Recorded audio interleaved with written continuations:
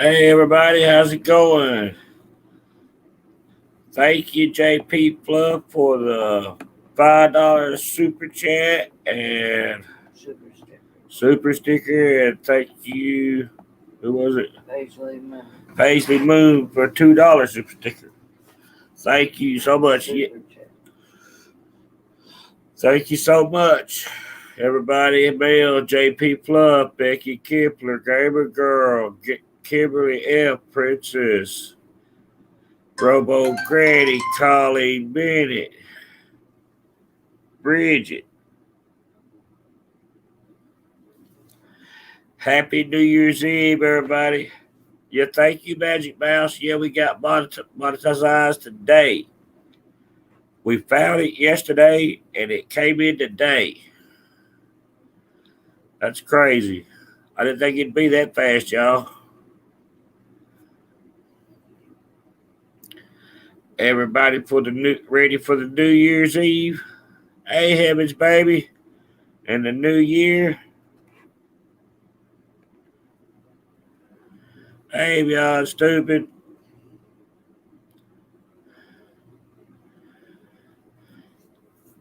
So what's everybody doing tonight for the New Year's Eve? What's everybody getting into? Hey, Tracy.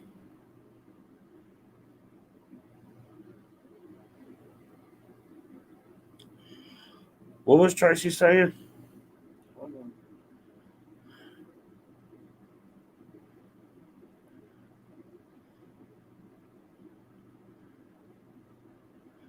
Hey, Casey, girl, all right. About time, huh? Been waiting on that. Hey, Alicia. Thank you, Princess, for the $2 super sticker. Thank you.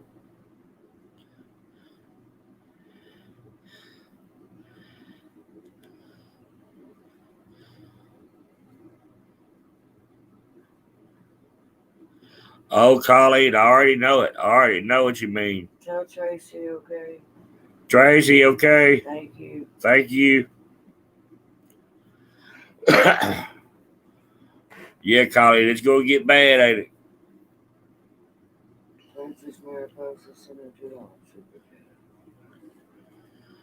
Hey, J-Law.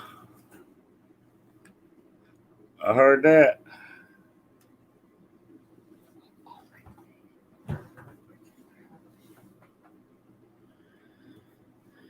Hey, Amber, how are you?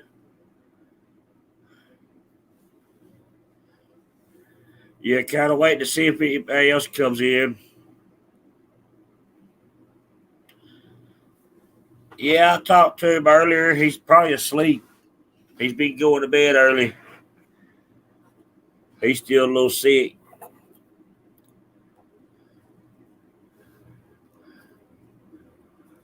Tell Fluffy good. I'm glad she liked it.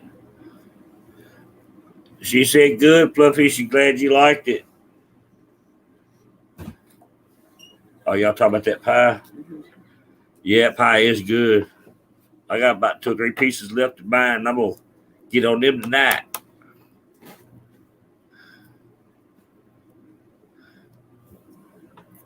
Yeah, he's cool, Colleen. Hey, that girl.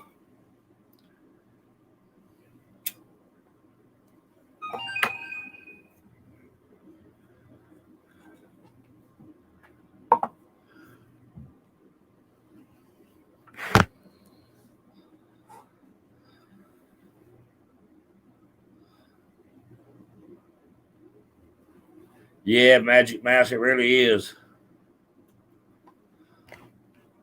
It is a little rich, but it's good, Fluffy. Yeah, I ate small pieces. I can't. It's a little too. Hey, Red 5150.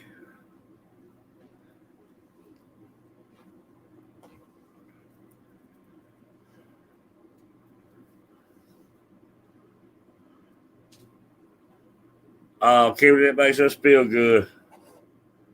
Hey, Dragon Mama, Happy New Year's.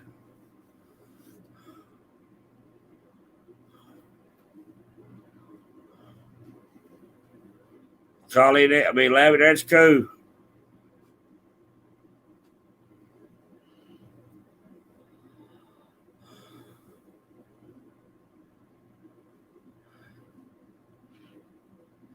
Yeah, Regina, he really has. He knows half of it ain't true. Hey, verbal abuse. Thank you. Thank you so much. Yeah, Chasing Justice. Happy New Year's to you. Chatty Cassie.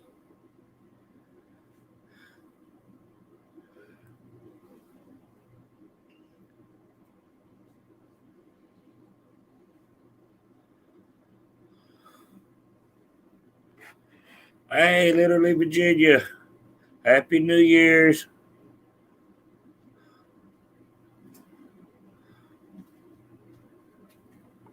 Yeah, Lavender, I can't drink much either. It don't like me.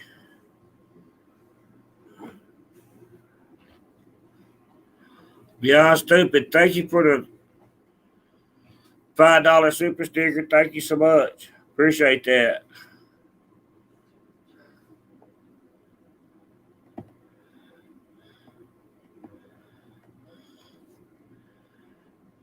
Becky Kipler, $9.99. Thank you so much.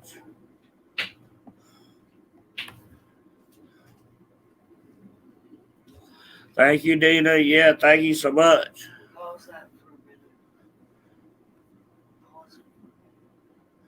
Hang on a second.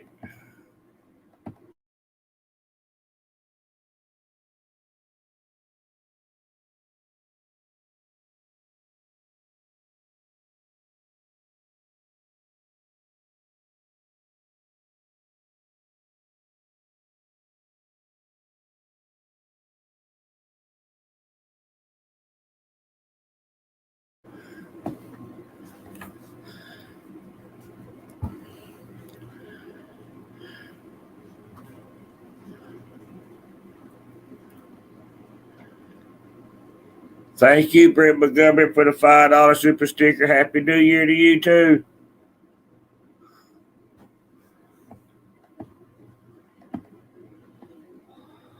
Literally, Virginia. Thank you for the $20 super sticker. Congratulations. Thank you so much. Thank y'all so much.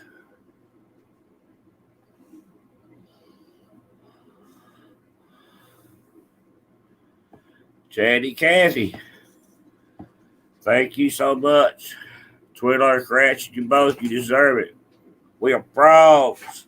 That's right, Chatty Cathy. We're a bunch of frogs around here.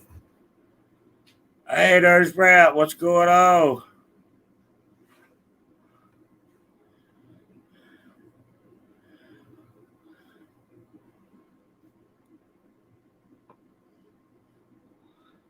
Y'all, it's just JP. You just asked about rap. There he is.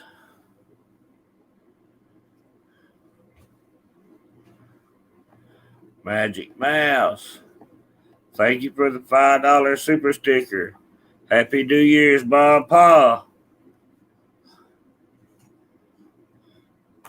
No, I'm not sick, Dragon Mama. I hope not.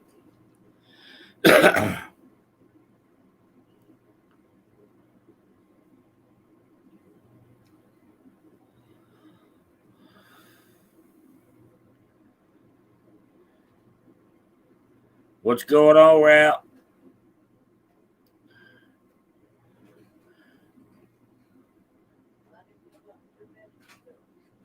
Wow. Hang on, Rap. I'll tell you, if you want to come up, I'll tell you a link real quick. Hey, Joy R.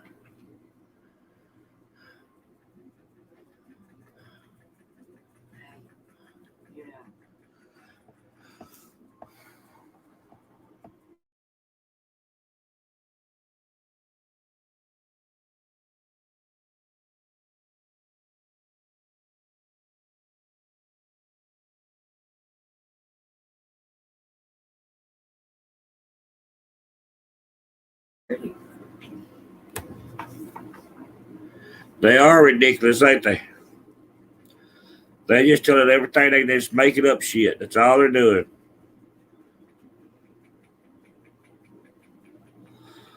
But then again, I ain't really watched them today either, so I know some of the stuff, but not much.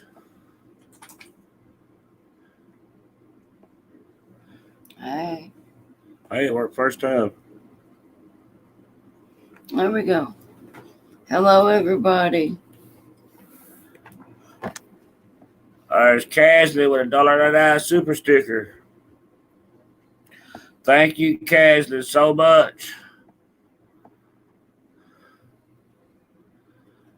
It will, Susie Q. Karma, get them. Yeah, JP, I hadn't been watching them either. Thank you, Casley. Yeah, we finally did it. And it happened overnight. We applied yesterday. I can't believe it went that fast.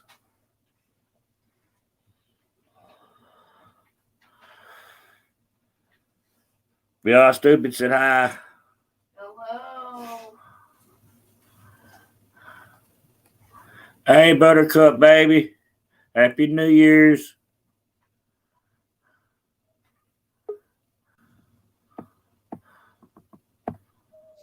What up? What's up? Not much. I hadn't been watching much this evening. They still going on about dumb shit. No, I ain't been watching. I've been chilling with the dogs. Been taking care of the dogs. Yep. That's more fun. Thank you, Becky. Yeah, congrats on the monetization. Appreciate it, man. Yeah, we applied yesterday. I can't believe it went by so quick. Yeah. Okay, Crafton is back. Crafton is back. That's what it says. Oh, shit. Oh, they said they emailed you. Yeah, I don't know. But yeah, the lies about me going around is getting to the point where some legal action will probably be taken. Well, I don't blame you. It's crazy. Yeah, I saw today in Mama T's that a certain creator said that it's been revealed that all the domestic violence charges and stalking charges about Grape were true. Wow.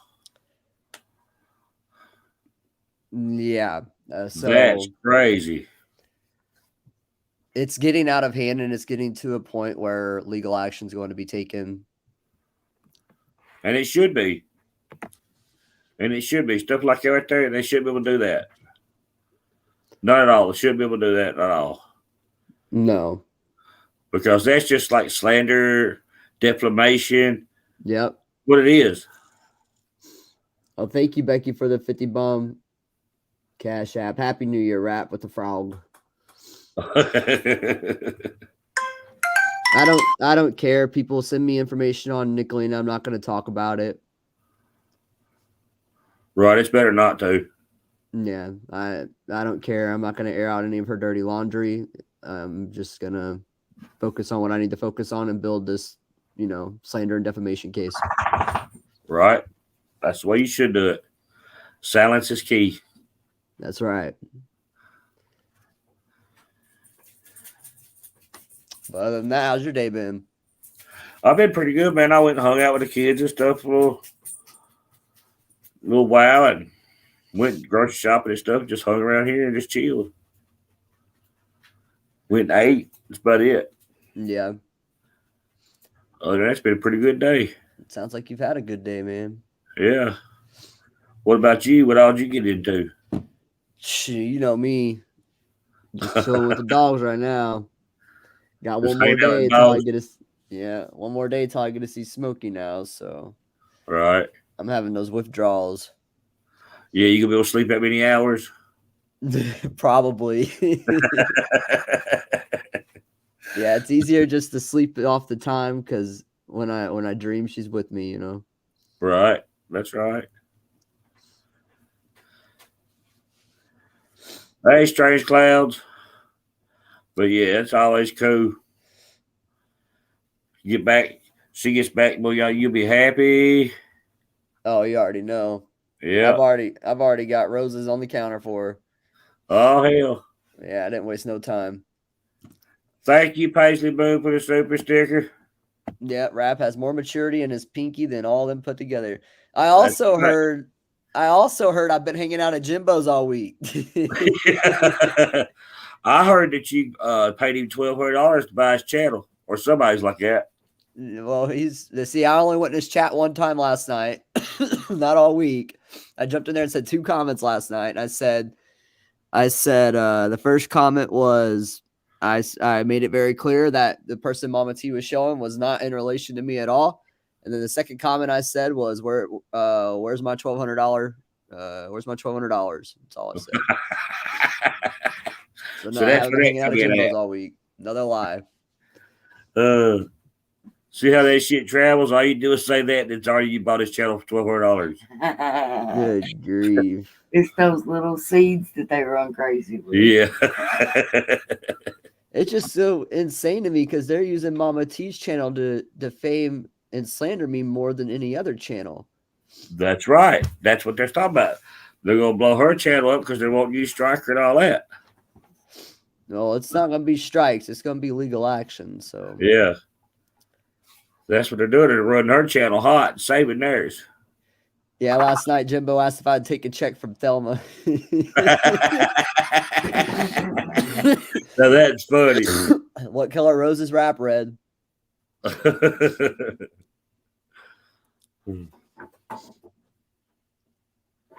Yeah, I don't need this YouTube shit. You know what I'm saying?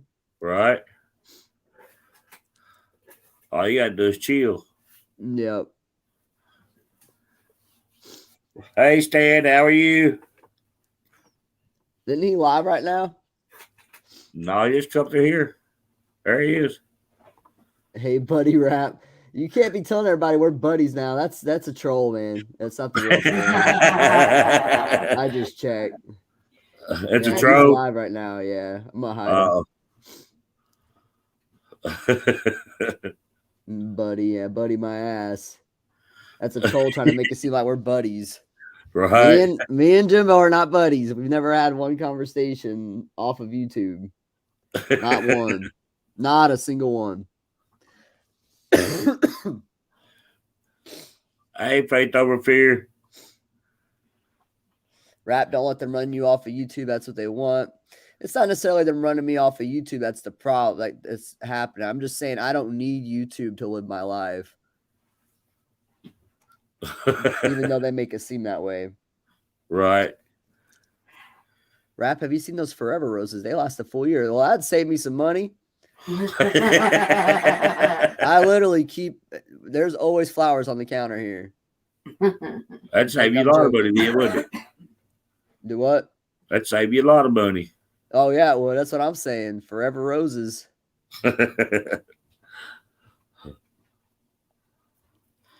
Oh my gosh, I got a dog licking my feet.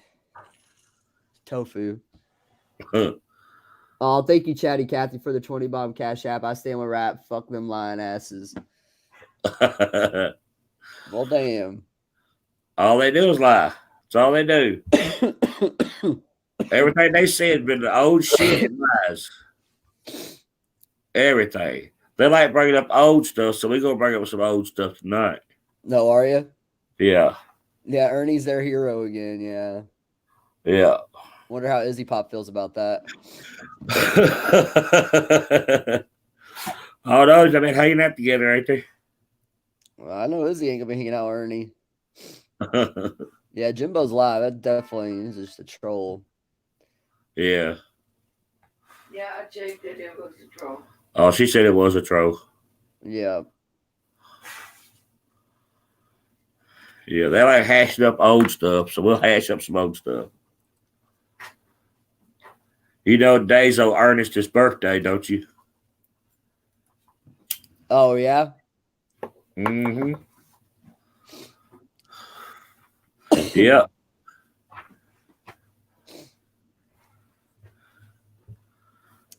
Interesting. Right. Magic Mouse and I checked, the channel was empty. Yeah. Faith Ann, go lay down. Oh, you triggered somebody to go live. Name starts with an N. With an N? Yep. Oh. It'll be all right. Can you see that? Barely. Barely. Y'all hear that? Barely. Maybe his next birthday will be behind bars. Hopefully, Misty Rose. Let me do something different.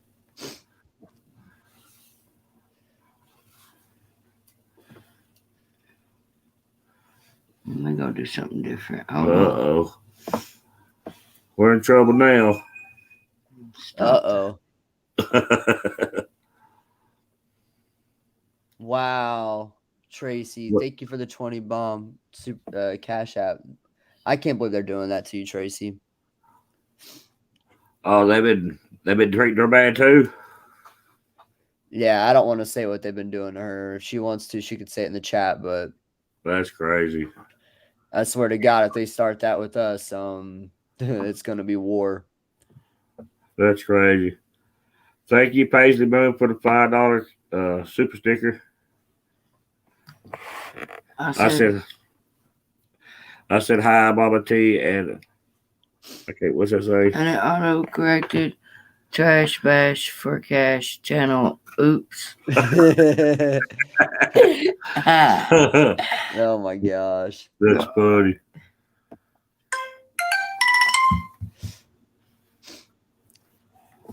They're already coming at you, gamer girl. Wow. Mama T's crushing all of her earn again. Oh Lord. Doesn't surprise me.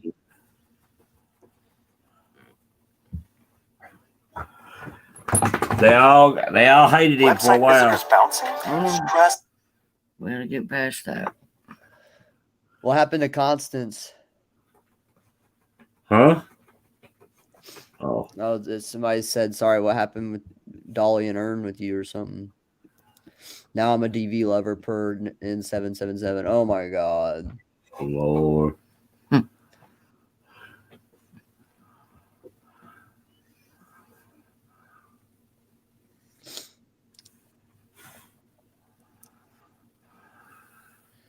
Okay. All right, we gotta get it past this, and then I'll share the screen. It's less. Convert more. Try Hotjar.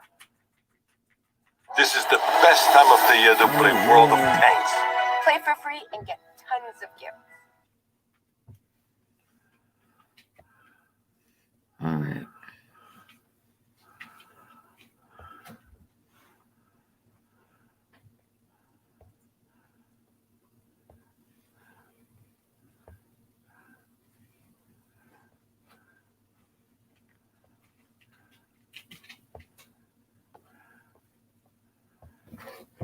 Okay. All right, I don't know how many here has everybody seen Ernie's family when they talk about Ernie and his brother Shelby? Oh, this shit's gonna be good. So this is about 20 minutes long.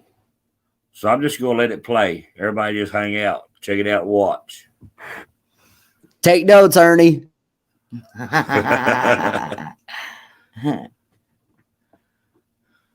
Hey, if it's too loud, tell us.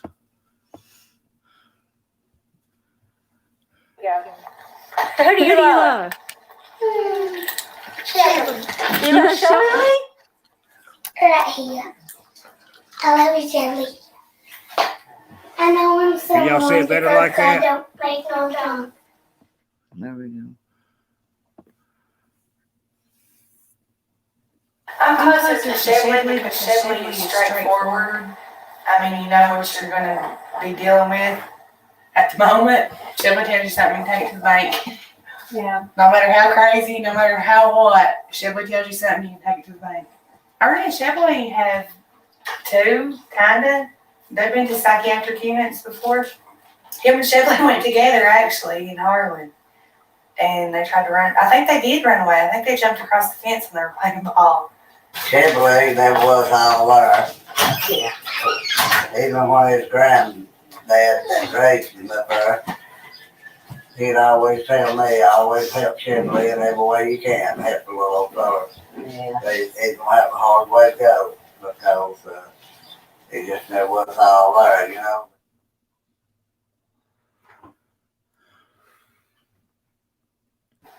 Chevrolet, she used to keep him in a chest drawer, remember? He was She so had no little, bed. he was She had born Bliss in a premature. in a playpen, I think, for a baby bed. Chevrolet, he's literally just a baby. She had him a bed made in a top chest drawer. Pulled a drawer out and had a bed made. He was born premature, he weighed 4 pounds. I've sat over He stayed in there, the crew tent. I've stayed over there, sat over there 2 weeks at a time with him in a crew tent. Well, my mom and dad raised him until he got back with his mom, and he got to run around with bad people. She kept him for years and sent him to school and Sunday school and church. You know, they was into everything. And when he got away from my mom, that's when he got downhill. He got with, wrong people, and they coached him doing bad things. My papa and granny raised them kids, and I practically, I stayed there. And they wouldn't never know bad kids. It's just, I guess you got on the wrong road or whatever. But my granny always went to church and done right. And my granny's not the papa what they done. My papa. And my papa's dead, but I mean, my granny and papa's well-known people.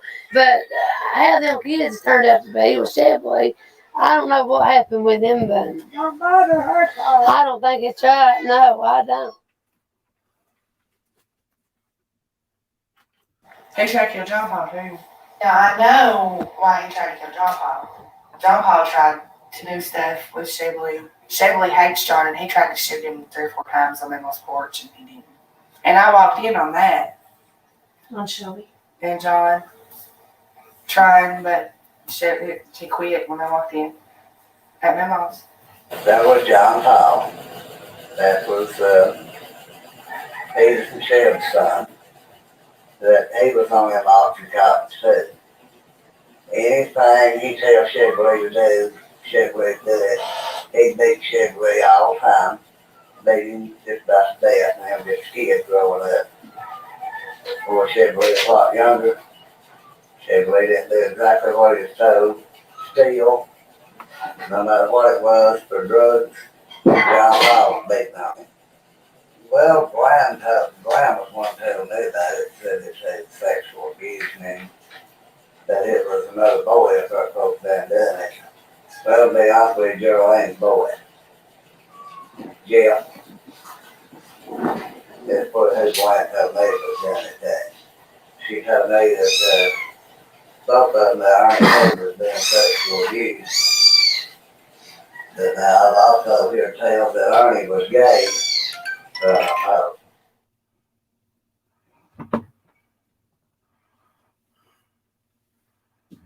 She would hitchhike with truckers, Mama Powell and Columbus and Cincinnati would pick her up. It was bad. She thought she was a vampire one time, and she went into the grocery store at Dawn's. And she thought she was a bat could fly. Yeah, she got on top of the house and thought she could fly. Probably 2 or 3 years ago. Not long ago. She wrote with a crayon on the trailer, fuck you, Steve, I know you fucked my sister, talking about Connie, which they did. And he got a blazer off of her, and she threw cinder blocks through his vehicle windows and tried to set it on fire. And Angel just had a baby on St. Patrick's Day, her daughter, and she thinks it's hers.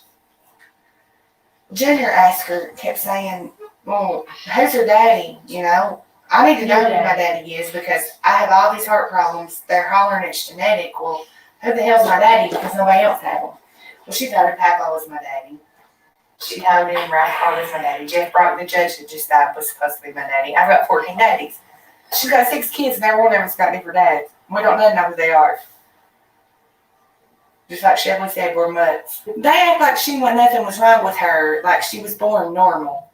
But they act like the reason she's mental is because somebody put LSD in her drink or something. Everybody in my family's mental, even me, I do believe. I get psychotic sometimes. What I do? Take on bipolar.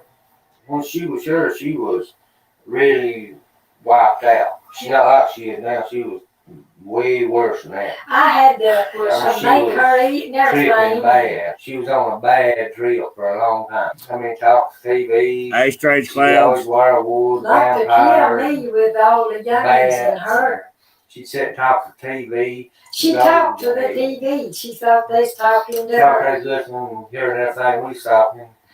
She'd be cussing it out, so they can they talking. She'd hear their voices and stuff. See, y'all, I've never seen this before either. I watched a little bit of it yesterday. That's about it. But I hadn't watched it either. This right here is really sad, y'all. This explains a lot. Trying to, figure out the person we're dealing with here.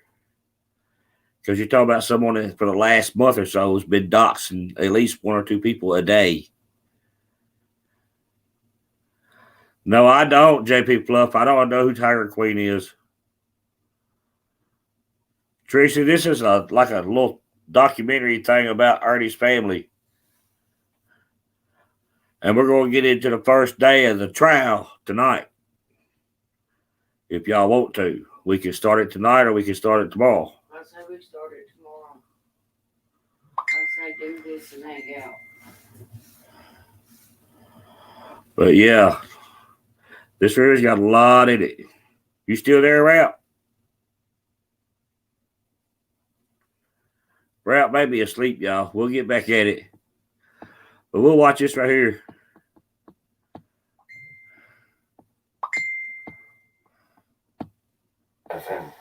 She's all time very bullshit. Then he got to where she was in here, and me and John went to stay in that little house out there, because we was scared to death. Because we would tell us all, wasn't she? She said, when you go to sleep now. She said, when you go to sleep now. And we was terrified. Y'all was scared to sleep in there. Me and John was down there in the house, we was scared to death. We know we were scared to death. Come in the next morning, find somebody head cut off. You know when she got up and something told her to get the butcher knife and cut Steve's head off. And then she said, "I'm gonna kill him, go kill Ada." And she went down there. Then come back and kill Steve. When their mom, she had problems too. She was under psychiatric care. I went down and said, look, here, I have paperwork. Is it echoing, y'all? Oh, it's got an echo to it? Mute out and see if that helps while you're playing it. All right, yeah, let me mute out while I go. When I start playing, I'll mute out. I'm going to mute out right now.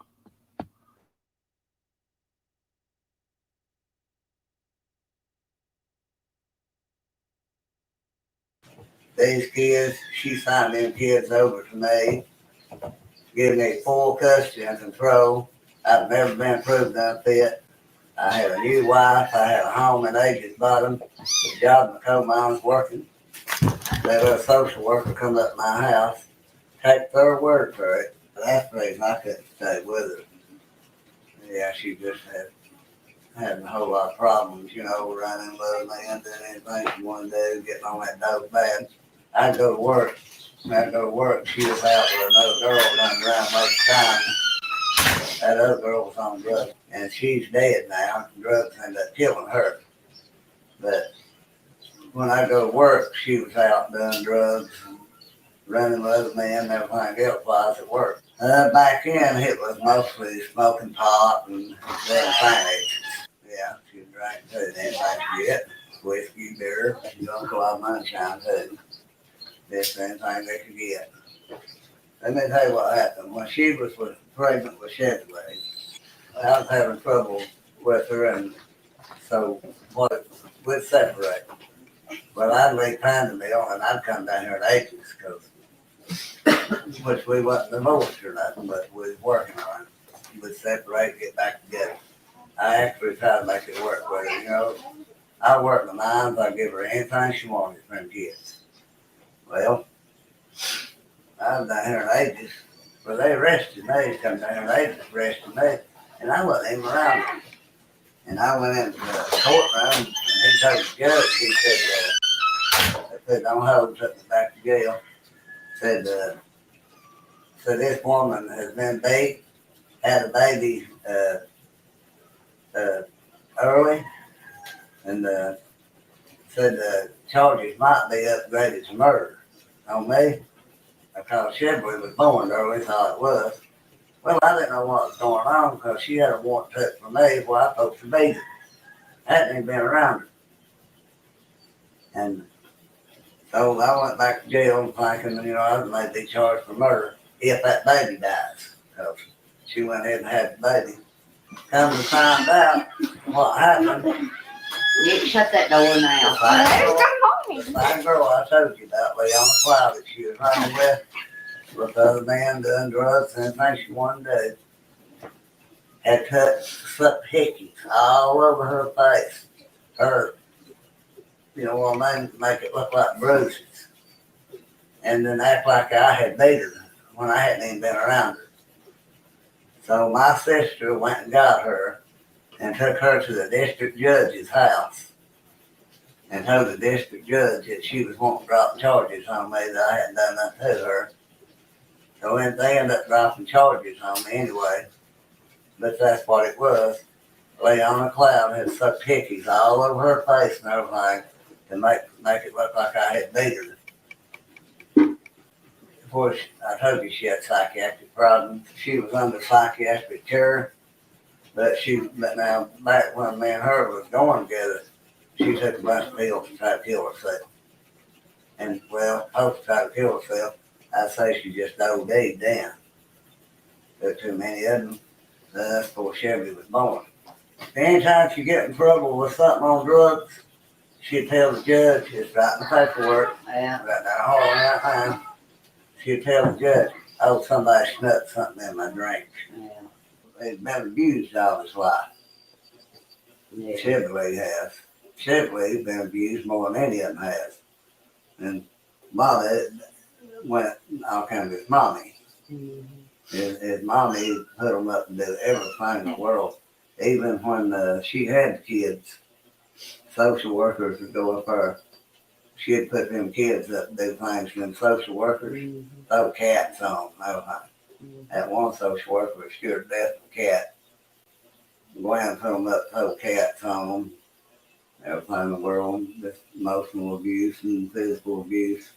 She'd beat them and everything. She locked him out. She lived in the trailer. She locked Chevy out. He wasn't much over her neck, was he, man? Well, She told me, Steve, that guy she's married to, said he had a little dog. Said that she got so mad at him she couldn't stand it, but he thought the world of that dog. Said he had it, tied in the yard through the day. She went and took a needle and got battery acid out of a battery and told me she would just squirted on that little dog. The dog would scream and he, it was killing it and he couldn't figure out what was wrong with it. And told me she kept squirting that battery acid on that little dog just like there. It didn't have a hair on it, lay there and died. And they didn't know anything about it. She said that dog been fooling with chicken, said it won't fool it no more. She shot that dog with a .22 rifle and cut it up in little bitty pieces. I walked up to the front door, a .22 bullet went right by my head. She shot through the front door and almost shot my brains out with a .22 rifle. Act like somebody been trying to break in on her. And she thought it was somebody trying to break in on her. She almost shot my brains out. Yeah, that's how dangerous she was. So you could only imagine what them kids went through with her that nobody does know about, But I do know that's what she done to us, but what it's unknown what she's put them kids through, to be honest with you. Yeah, they told us one time that she set him on the couch. And I know he wasn't much older than that. Didn't he, Matt? Made them watch pornography. Yeah. Made them watch nasty movies all day. They was telling us all about it. Said she made them sit on the couch, all three of them, and watch it. Pornography. Filthy X-rated movies. It flipped me out. Well, all three of them told us it. They didn't think it was nothing wrong. To them it must have been an everyday thing or something. Didn't they, Matt? Yeah. Yeah, they could come right out and tell you stuff. I guess to them it was normal. I don't know.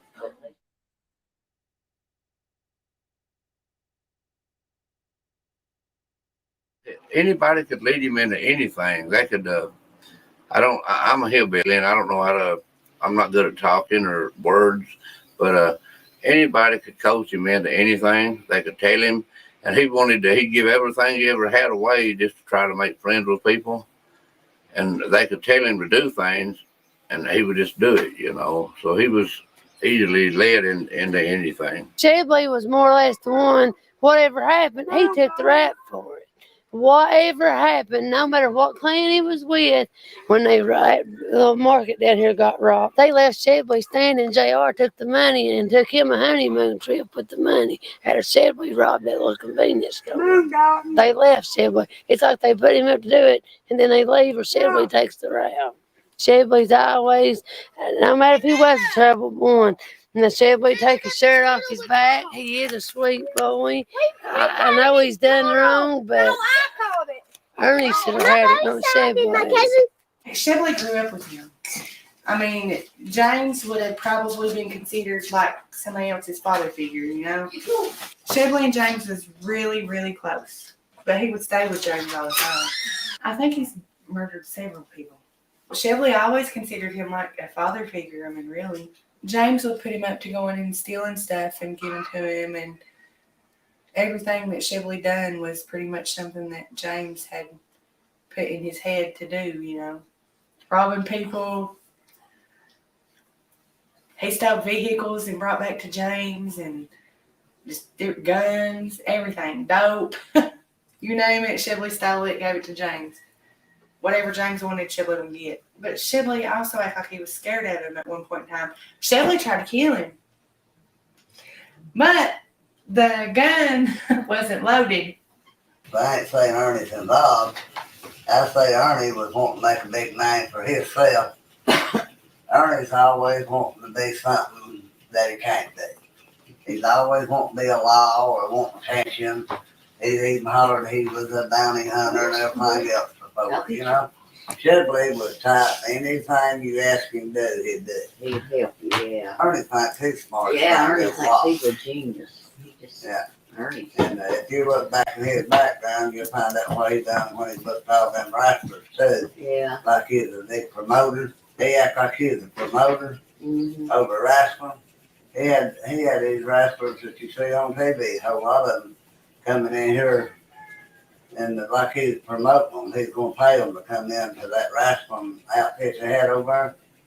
And they didn't have money to pay them with. Ernie's always been, he's always wanting to be something that he can't be. He could be, he just don't want to work for it. His brother Ernie, he would be in on it more than people knows, because he's the type of person, he wanted to get rich quick, and he's all his life he wanted to, like, be into filmmaking or wrestling or something. And he's like 30 years old. He makes masks and stuff for Jason and sells them, and tries to open his own company. And he's the type of person in his own mind. He's a legend in his own mind, I guess you could say, that he wants to get rich quick and not do nothing. But he's so sorry. He's too sorry to live, I don't really have feelings toward him like I do Shelby. But me and Shelby's pretty close, and we've had our ups and downs, But Ernie, he thought he was going to make a movie out of the deal, and said he just done it to try to get his brother help. But he was in on the different things with Shelby, But Shelby would never tell on him.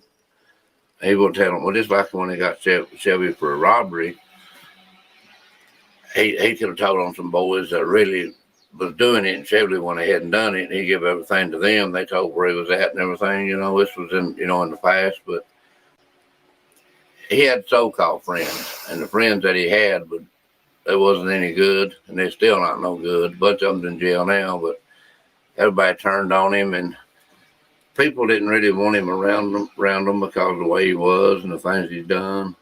But he's my family, and I would have his back no matter what went on, and I want you to tell him that. Shelby's the best uncle ever.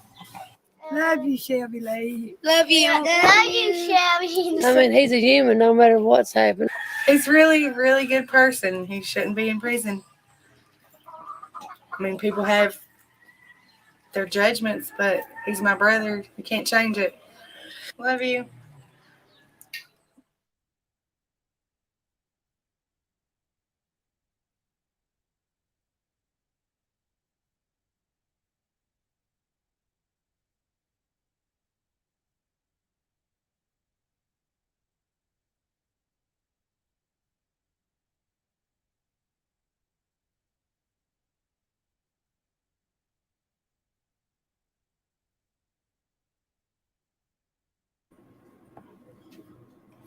Wow, y'all. What y'all think about that? That's crazy. I ain't never seen that before all the way through.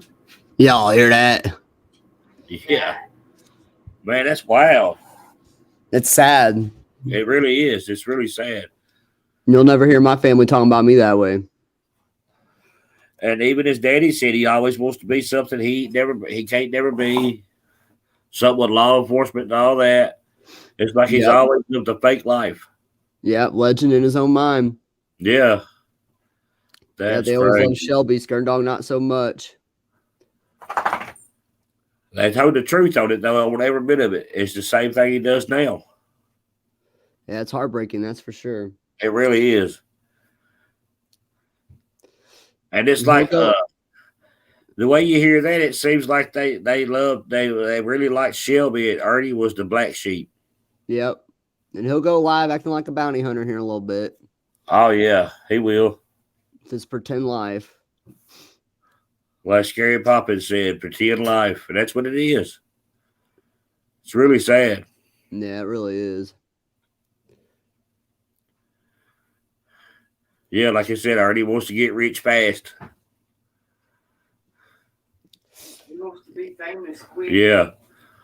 He thinks he's Burt Reynolds. He'll be famous for stealing a van here coming on the 12th. Yeah. Be real famous. Then he's gonna make the paper on that one.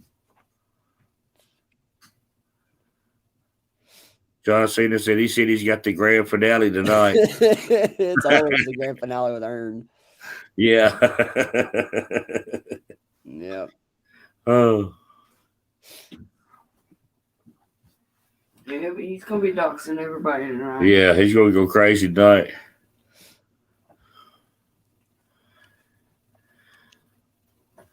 Yeah, JP, they are crazy over there. All of them are. There'll be a YouTube drunk tell-all here soon. Yeah, it will, Becky. They're working on it. Yeah, it won't be long.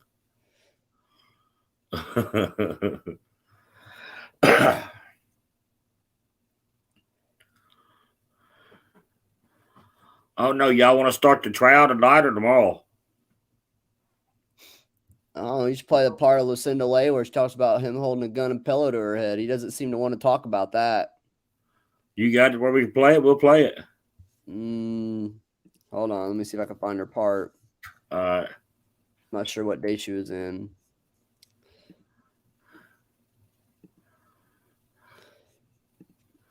Yeah, he don't want to talk about that stuff, does he?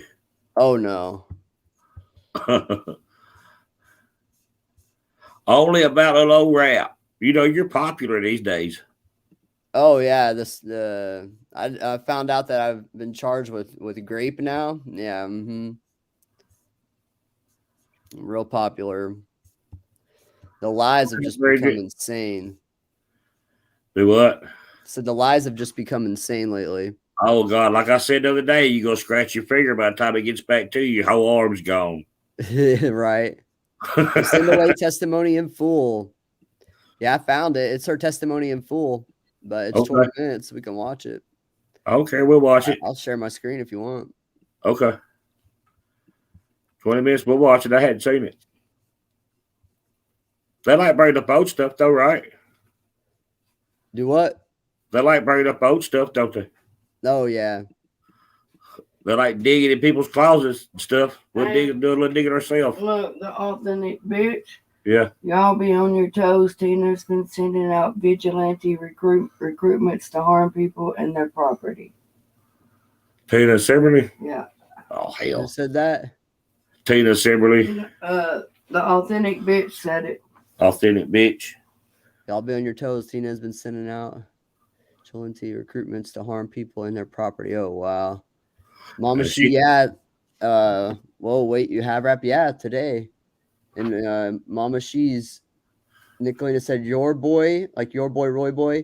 Yeah. It was also revealed that all the domestic violence charges and stalking charges about Grape were true. I have no stalking or Grape charges, period. That's crazy. Thank you, Mama Sheep, for $4.99 super sticker. Thank you. All right. There should be something. There it is. All right, there we go. Lucinda Lay is a old girlfriend of Ern's. Old girlfriend of Ern's. Old girlfriend of Ern's. Okay. All right, just a minute. Let's get the defendant out here first.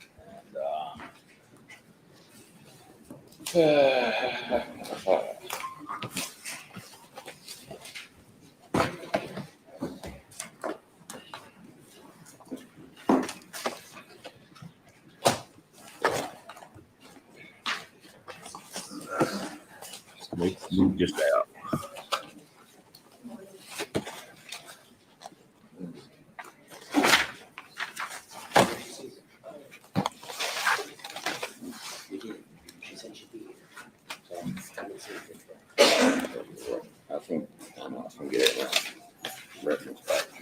I hope you're watching, Ern.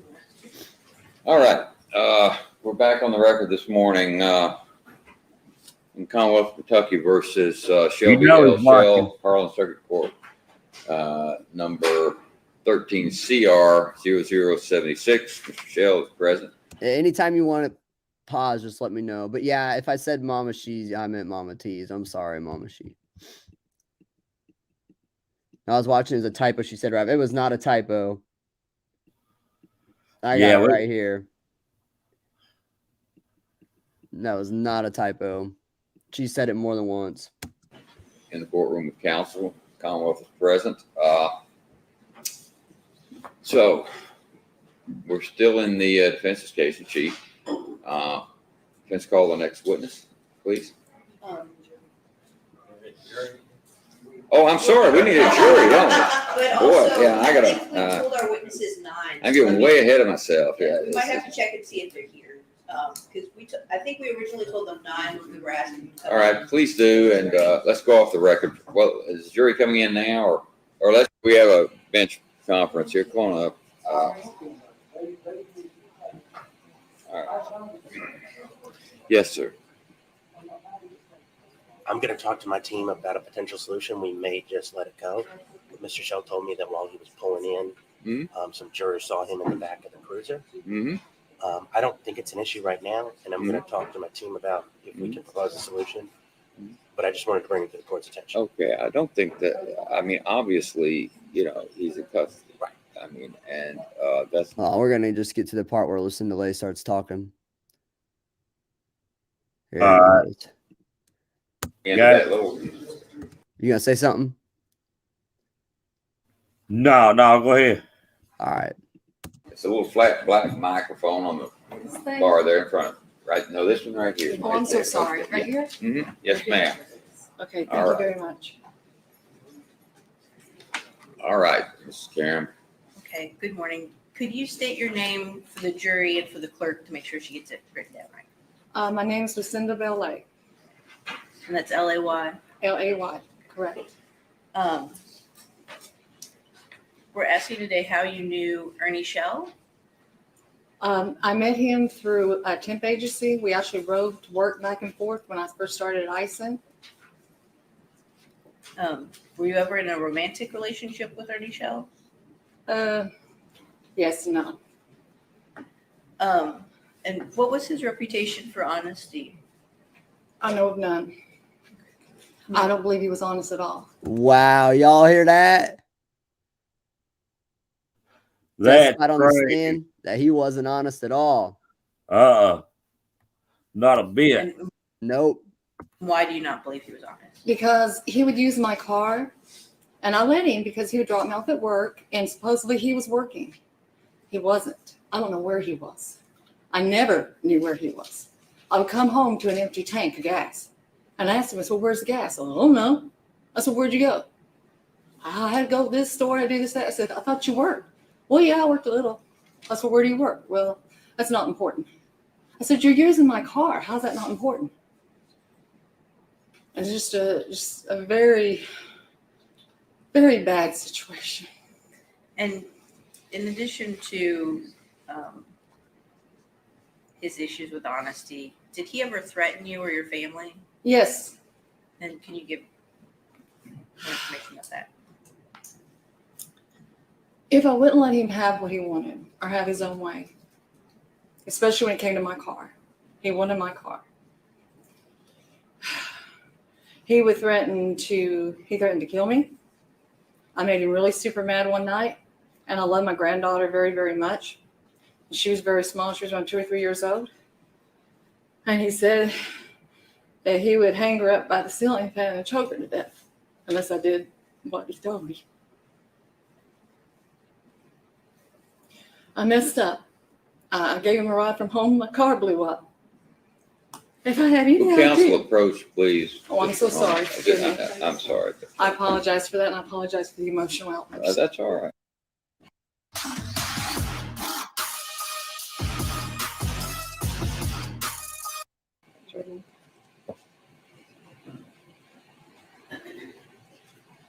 Confess I'm a little baffled by this testimony that there seems to damage your own climate. No, she's talking about Ernie. She's talking about Ernie. Oh, is that who you said? I Yes. couldn't hear it first. All right, I'm sorry. I might re-ask who she's talking about just for everyone's sake. I apologize. I thought you Yeah, said for a second Shelby. there, that would be weird. I was a little, it was a little strange. But she was talking about Ernie. Yeah, she's talking about All right. You go. All right.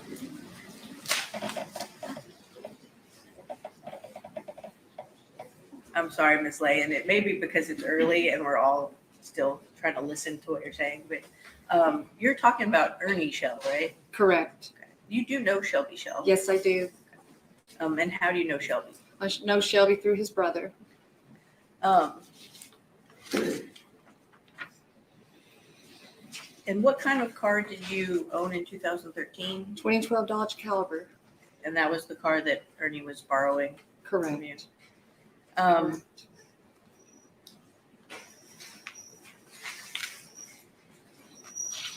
Do you recall any conversations that Ernie may have had with Jimbo Collins?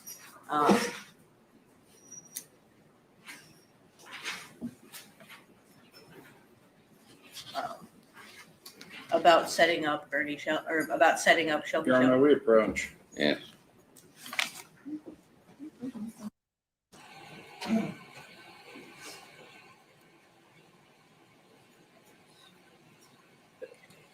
We had a conversation yesterday about some of these questions where we asked to make sure that it was in person, not on the phone. Okay? So my objection is, one, she's not established she even knows what Jimbo Collins is. Two, I'm asking you to direct her this time to make sure that it wasn't a phone conversation she overheard. This is in person. That she's witnessed herself. And then to not steer into the specific content. Yeah, you're loading up the question with specific content, and so I'm going to admonish the jury to ignore the question. Be careful how you approach I'll just try to set up. and be careful with hearsay. I mean, Yes. that's all. All right, the jury is admonished to ignore the question, and Mr. Graham, you can begin again. Okay. Probably should have asked a few questions before that. So did you know James Jimbo Collins? I met him through Ernie Shell. I didn't know him. I just know him through Ernie Shell. Did you ever ride in a car with Jimbo and Ernie?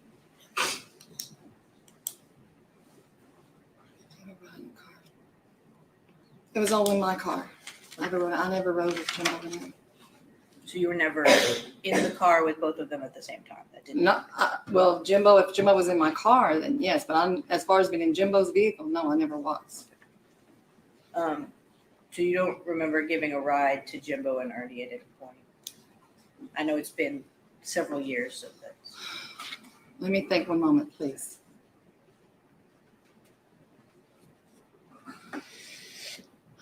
Yes, it has been 7 years. Now you know. I had to pause it for a second, but now you know if you gave Jimbo and Ernie a ride. That's right. You do. You really know. She said I had to think about it, and she's taking too long. That's a yes or no question. She just didn't want to answer it. Yep. So my money's on she did. Yeah, she did. She rode with them. Honestly, I don't. And from what I've heard is she rode with them when they went to the highway patrol station. The highway patrol station? Correct. When they went to turn everything in on Shelby. That's what I've heard. Okay, see, I hadn't watched none of that. That's why I wanted to watch the whole trail, because I hadn't watched none of the trail. I don't know nothing about it. Oh, the whole trial's Ernie Shell. And see, this right here is all new to me. I hadn't watched none of this. Yeah, I'm not sure. I don't think this was the first day, but Lucinda Lay is a big, she talked about that pillow and gun. Whoever remember doing that. That is great.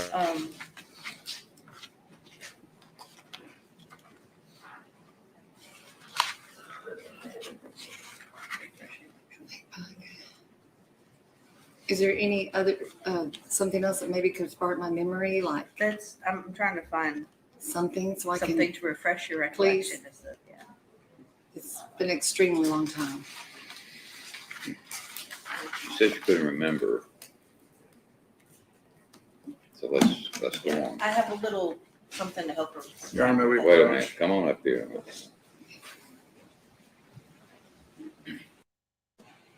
She said she didn't remember, so I just have like a summary to help her. This even is headed Laura Karen, DPA. This is nothing. No, you can't do that. It's an email. She stated on the record from the conversation. Let's see what you got. She has no recollection Miss Carol, whatsoever. let me see what you got. Okay. That's why you have to refresh it. Let me So see. you can see. I mean, argue, guys, and I'm arguing too. So just tell them what you want. All right, we'll see each other after this. We will. There's well, we might not actually. Sorry, Donna. It's a summary of a conversation that Ms. Lay had with our investigator, and we're going to call our investigator later. So if she doesn't recall, She doesn't recall. This isn't. She's something allowed to refresh her really remember. quick. No. No. This is the legal memo from your office. it's summarizing a conversation that she had with Jessica. Mm-mm. I believe she later signed an affidavit. I just didn't have it in my notebook. So. If she can't remember, she can't remember. That's that. I also have a letter that she wrote to Shelby. Would you consider that A letter that she wrote to me? to Shelby? If you bring it over here and show it to me first. Okay. I'm not sure it has the. I'm trying to find where it has the trigger for that memory. So let me get there.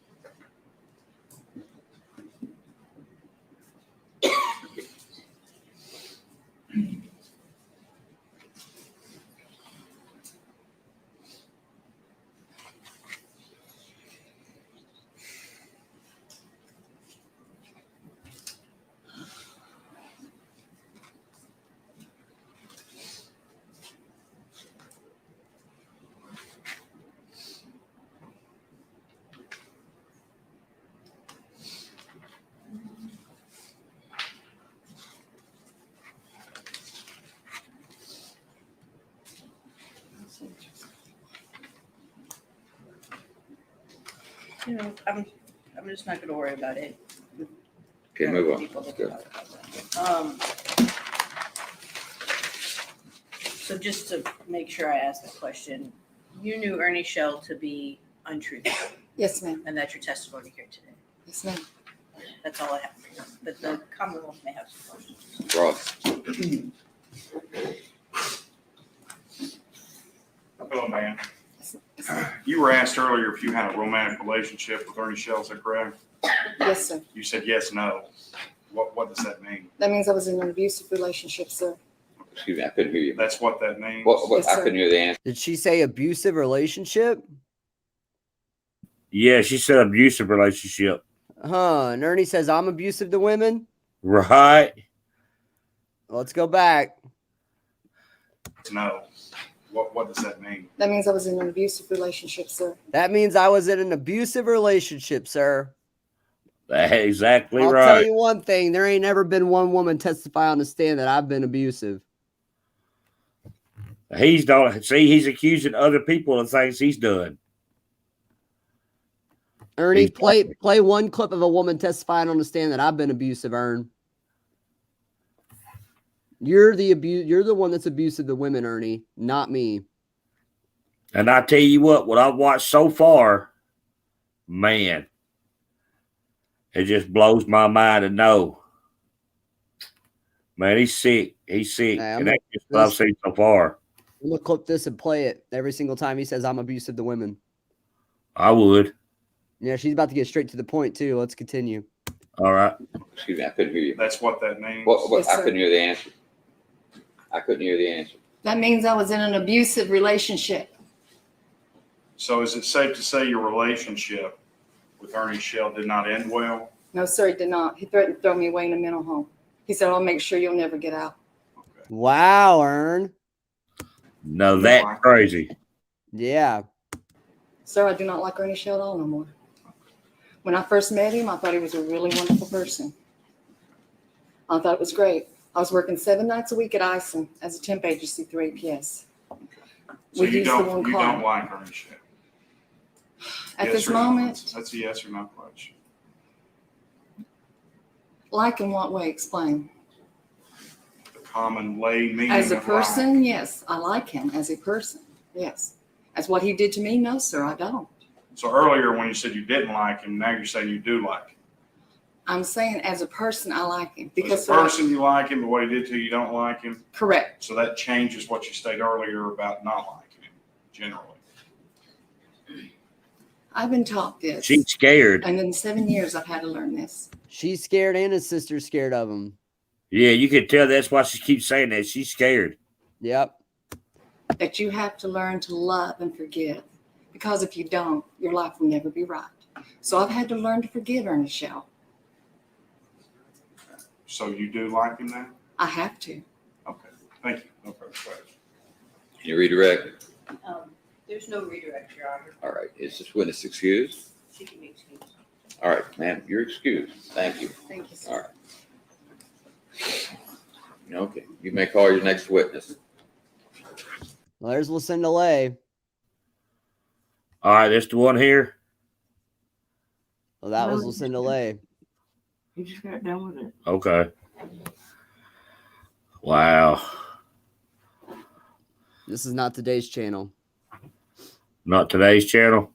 Yep.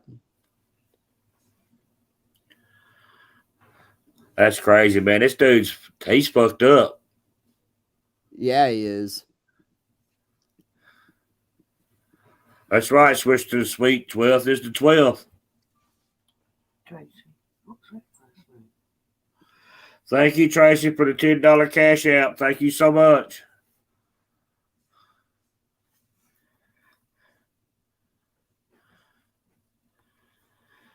Yeah. That whole family's crazy. Man, it seems like, you know, when I was on up there and doing the first video, you know what that reminded me of almost? What? You ever seen the Whitaker family?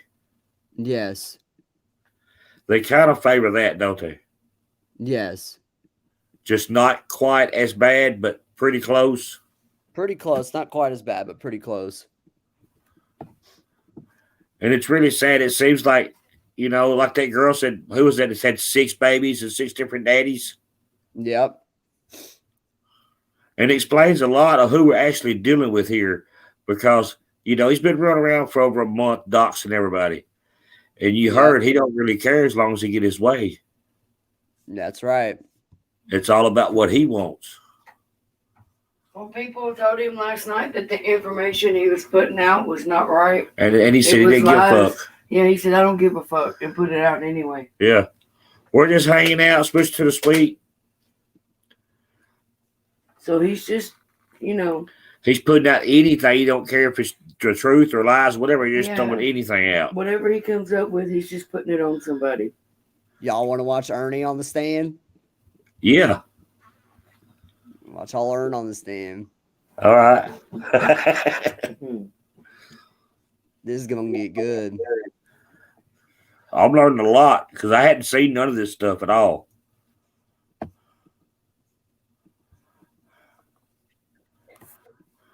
It's interesting. It really is. All right, Mr. Shell, you raise your right hand, please. Do you swear or affirm that any testimony? Look at those little arms. He got some little bitty arms, don't he? That's before Photoshop, I think. Yeah, because he's always flexing some big old arms. Look at them little fellers. All right, have a seat, sir. Please speak up. Look at me forehead. Go ahead. Thank you, Your Honor. Mr. Shell, if you could, will you introduce yourself to the jury and to the court? My name is Ernie Shell. I'm the defendant's brother. Okay. And by the defendant, are you referring to Shelby Shell seated over here? Yes, sir. Okay. Now, I'm going to take you back, Mr. Shell, and try to stay on specifically a conversation that may have taken place with then Detective Michael Cornett. Okay. Are you aware of Michael Cornett?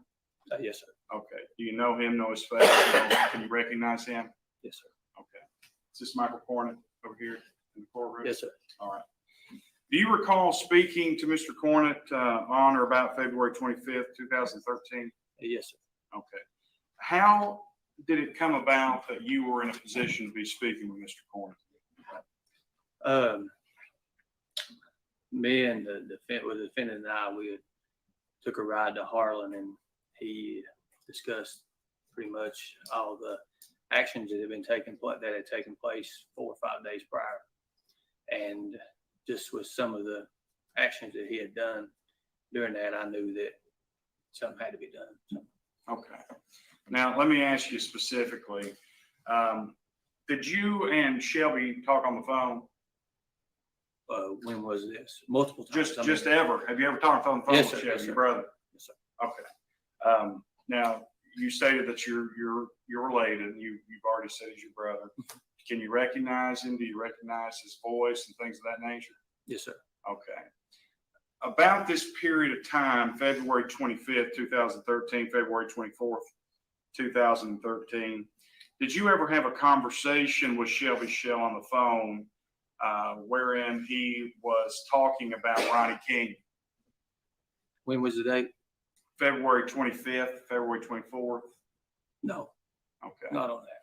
Did you ever have a conversation at any point on the phone where Shelby Shell was talking about Ronnie King? Yes, sir. Okay.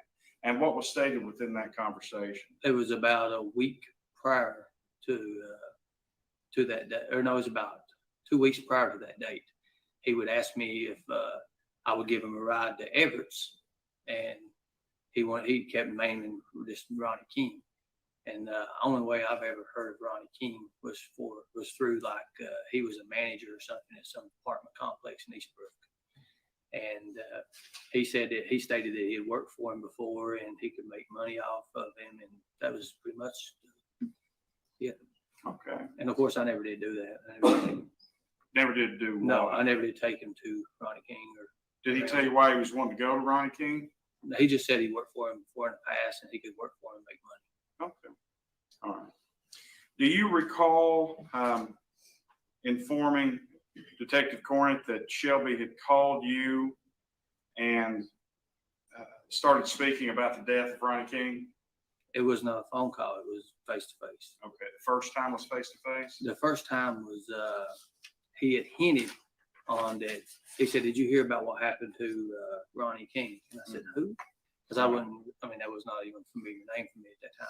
And then I started looking into it, and I was like, yeah, because I was actually on the computer, and I was looking up topics when he was talking about it, as he was talking about it. Yeah. And I was seeing things that he was saying, and nobody knew exactly what it all happened, but he was filling in pretty much the gaps and being in private investigation. Yeah, what Misty Rose just said, the way he tells the story, I'm sorry, I think he was there. He's lying, man. Everything he Yeah. says right there is totally different than what he said in any other conversation. Yep. That's all out, bold-faced. Like he's lying right there on stand. He even had to stutter and was trying to figure out his words and everything. He's lying right there. I don't care. Yeah. He's lying. Wait until the defense comes in too. Just wait, it gets juicy. Wow, man. And then I asked him a question. I said, well, who's involved in this and everything? And he stated out, I've heard Kevin Dixon and another name by the name of Tim Hall, I think it was. Yeah. And that was about it. Had Shelby ever talked to you about robbing Ronnie King in the past? No. No. Did you inform Detective Cornett that he had? Not before it happened. Everything. I mean, if you're asking the actual confession when he confessed to me, he told me the whole story. But before prior events, no, he never said nothing about that. If that's what you're asking. Okay. Are you aware whether or not the interview between you and Mr. Cornett was recorded? Yes, sir. Okay. Was it or was it not? Yes. Okay. All right. Well, let's go then to the first time from your statements here today. When was the first time that you said something about confessing? When was the first time that Shelby informed you of his involvement with Ronnie King's murder? I think it was the day before, the 25th, 24th. Okay. And how did that conversation arise? He actually called me up on the phone. He said, I'm on my way. I think he said, I'm on my way down, and I want to have a brother's day and a family's day. And I said, that's cool. I said, that's real nice. I mean, he just had got a job, he was married, and I thought everything was going good. But after I started talking with him, and he was saying he's wanting to go to Everett's and get the family, and just he had a bag of presents for them, and something in his voice just triggered, and it, just instincts. And I just started realizing things, and I drew a timeline up and started putting pieces together, what I know to what happened, and from the internet really, and just as he's telling me things, he was like, well, I want you to meet. He said, that file you've got, he said, you used for a mask or something. He said, I need you to bring that. And I forgot about the file. And of course I met him at Walmart in Corbin, Kentucky. And first question he asked me, he's like, did you bring the file? I was like, no, I didn't bring the file. And he said, oh, we really need that God blessed file. And I really don't want to go to Lowe's or wherever to get one. And then as we sat in the vehicle, he pretty much explained what all happened. Okay, so tell me what he explained, what all happened. First thing he done, he said, I know you do hockey mask and you're related to the Friday the 13th industry, and you do certain things for them. He says, I want you to know something, Holmes. He said, I'm a real killer. And then that's when he pulled the pistol out. And then at that point, I mean, I was already putting it together in my head what was going on just from prior experience. Yeah. Okay. And when he told you that he was a real killer, what did you say? I tried to laugh it off, like, no, man, you're crazy, man. No, just like that. And he's like, no, I'm a real killer, Holmes, or something like that. And that's when I really knew it was serious. Okay. Did he explain why he was a real killer? What made him a real killer? No, he said after that was over, during this point, he said, the Ronnie, he said, I'm just gonna let you know something. He said, you're my brother. He said, I love you. He said, but I'm just gonna tell you something. He said, I am a real killer. And I said, of course I was trying to laugh it off again, trying to change the subject, pretty much what I was trying to do. Then he looked at me and he said, the Ronnie King? And I said, Ronnie King? I said, yeah. He said, the one that was killed up in Everett's and all that? He said, I did that. So, and then after that, he started with the story. If I needed to. So in the story, after he's told you he's killed Ronnie King, first off, let's go back to the gun. You said that he had a weapon on him. Mm-hmm. What did that look like? It was a blue 38 Smith & Wesson, what I would call it. Okay. And how did you know it was a Smith & Wesson? I could see the label on it, and I'm familiar with weapons. Okay. Now, you had said earlier that he had brought you a file, or you had requested that you bring him a file. Is that right? Right. What did he use that file for? Well, we had to go back and get the file because he insisted. Okay. So we went back to the house. I actually told him, I said, just go to Lowe's and get one. And that's when he says, you're never to be seen. You're never, when you're doing anything like this, you're never supposed to be around cameras or anywhere you can be seen, or located, or positioned. And I said, okay. And he was getting kind of like, he was getting hostile a little bit, but you know, that's the way he's always been until he gets his way, pretty much. I took him back to the house, and I went in the room, and it was a chainsaw file. I think it was a 12-inch file at the time. It's about like this right here, a little thin file. I brought it out to him, and he took it away from me. He pulled the weapon out, and he started filing it. He started telling me the rules and the laws, the way it goes. He was talking, he's like, you kill 5 people with one handgun. After the 5th person's killed, you have to do away with the handgun. And he was filing it. I think he may have had it marked where he was with the chambers at. So. Okay. So where was he placing the file in relation to the gun? What was he doing with it? If you can describe the action. He filed both. I'm sure he filed. I think he filed the chamber. I'm not sure. I was driving at the time, and he was doing it while I was driving. Okay. So a file, you said a chainsaw file. Yeah. Is that made of plastic? Is it made of metal? Is it hard? What is that? It's a tubular shaped, I don't know exactly what they're actually made out of, but it's tubular shaped, and it's got a little handle, it's got a little point on it, which I never used the file part. I used the point to engrave my mask and stuff with it and make little things with it. But the part that he used was the actual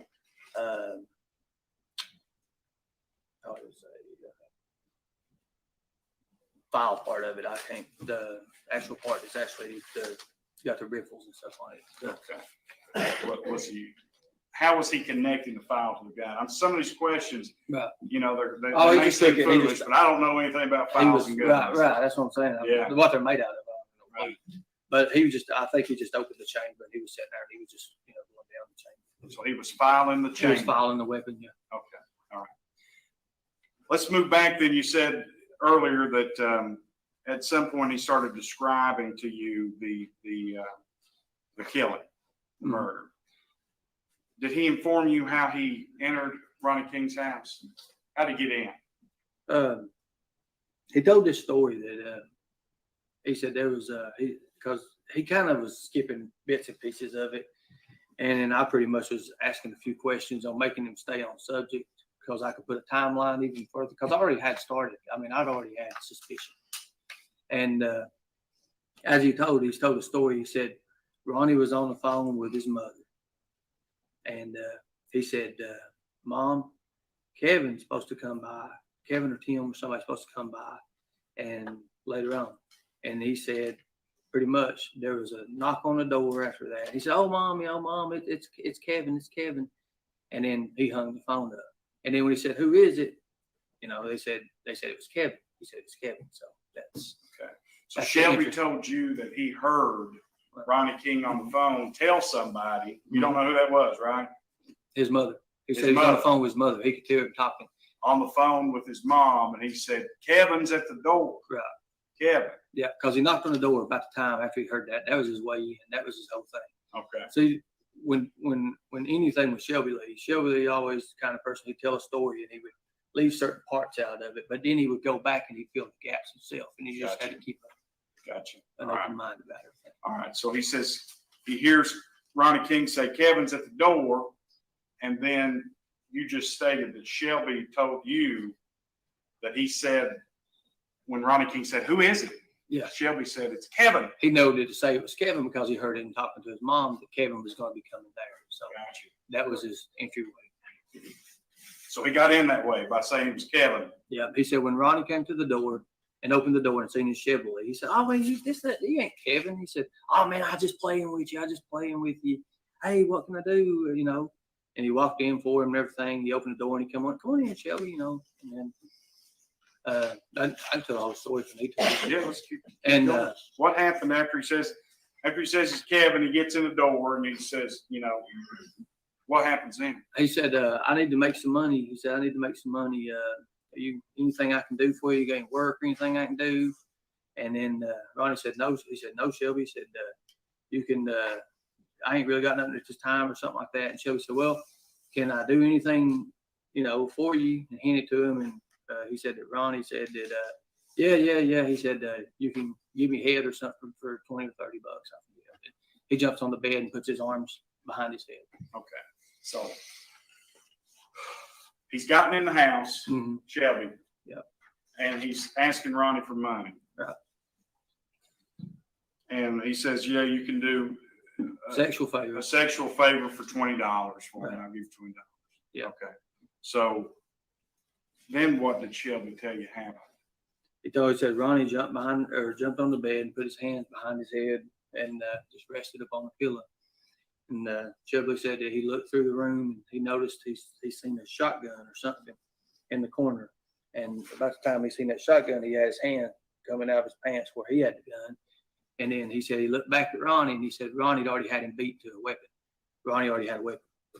And he said that he was shaking real bad. He's like, no. I want to sell you this weapon. I want to sell you this gun, actually.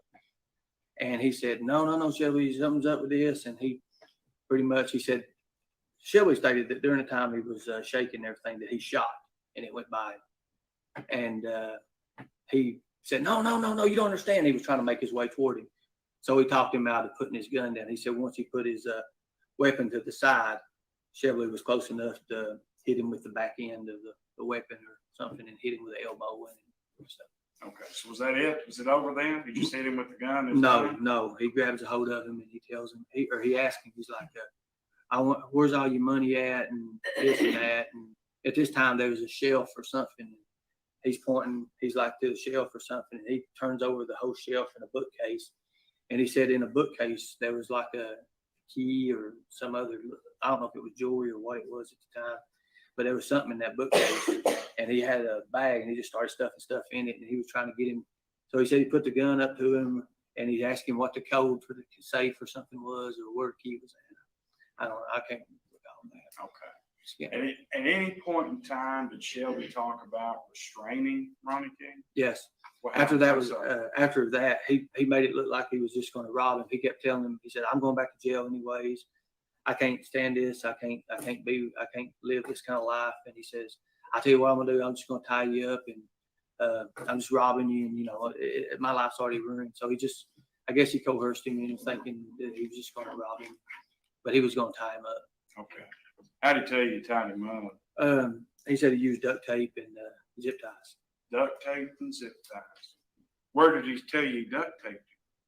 He set him in a chair. He said he set him in a chair or something, and he was duct taping. And he was trying to duct tape him. And he said that Ronnie kept moving and breaking, and he said finally he got the zip ties, and he's zip tying them. He never really mentioned the placements of the zip ties. He just said, figuratively speaking, zip ties. Yeah. And as he's taping him up, he got to where his mouth was out, and he was getting ready to start taping it. And he said Ronnie started moving and didn't want to, because he couldn't breathe. Obviously, he was just gonna some way like suffocate him. And he said he just started. He said his dying adrenaline was kicking in, and he was breaking stuff loose. And he said he looked at me. He said, "Never before have I ever had anybody break loose from duct tape and 7 zip ties." That's somebody said. Shelby said that about Shelby Ronnie said King. that. So as Shelby's telling you that he's duct taping Ronnie King's head and mouth and coming up over his nose, Ronnie King starts to break free. Yes, his adrenaline kicked in, and he was starting to move and break free. And Shelby said he went through the house looking for a hammer to knock his brains out with it.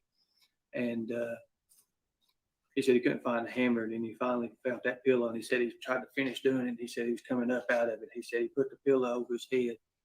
And he said Shelby had a little motto back then. I don't know if he's still true to this day, but it was everybody has an expiration date, and he's the stamper. And he had a reason for everybody to be, why he was doing it to them.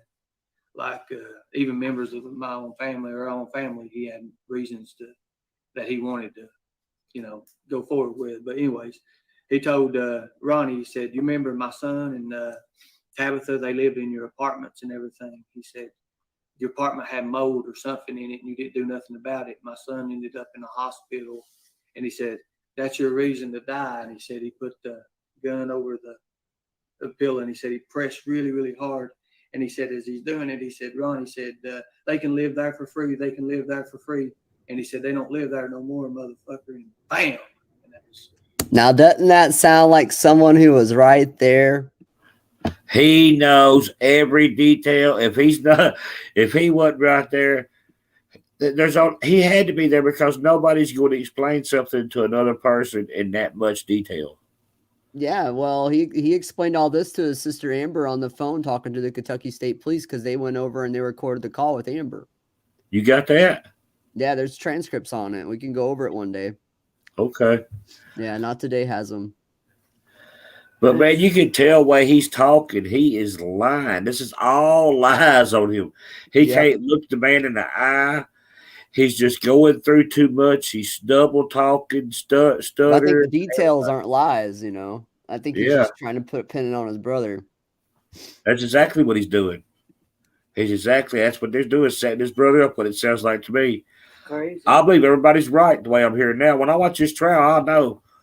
But man, from what I'm hearing right now, this is shining a whole nother light on this dude. It sounds like he was there.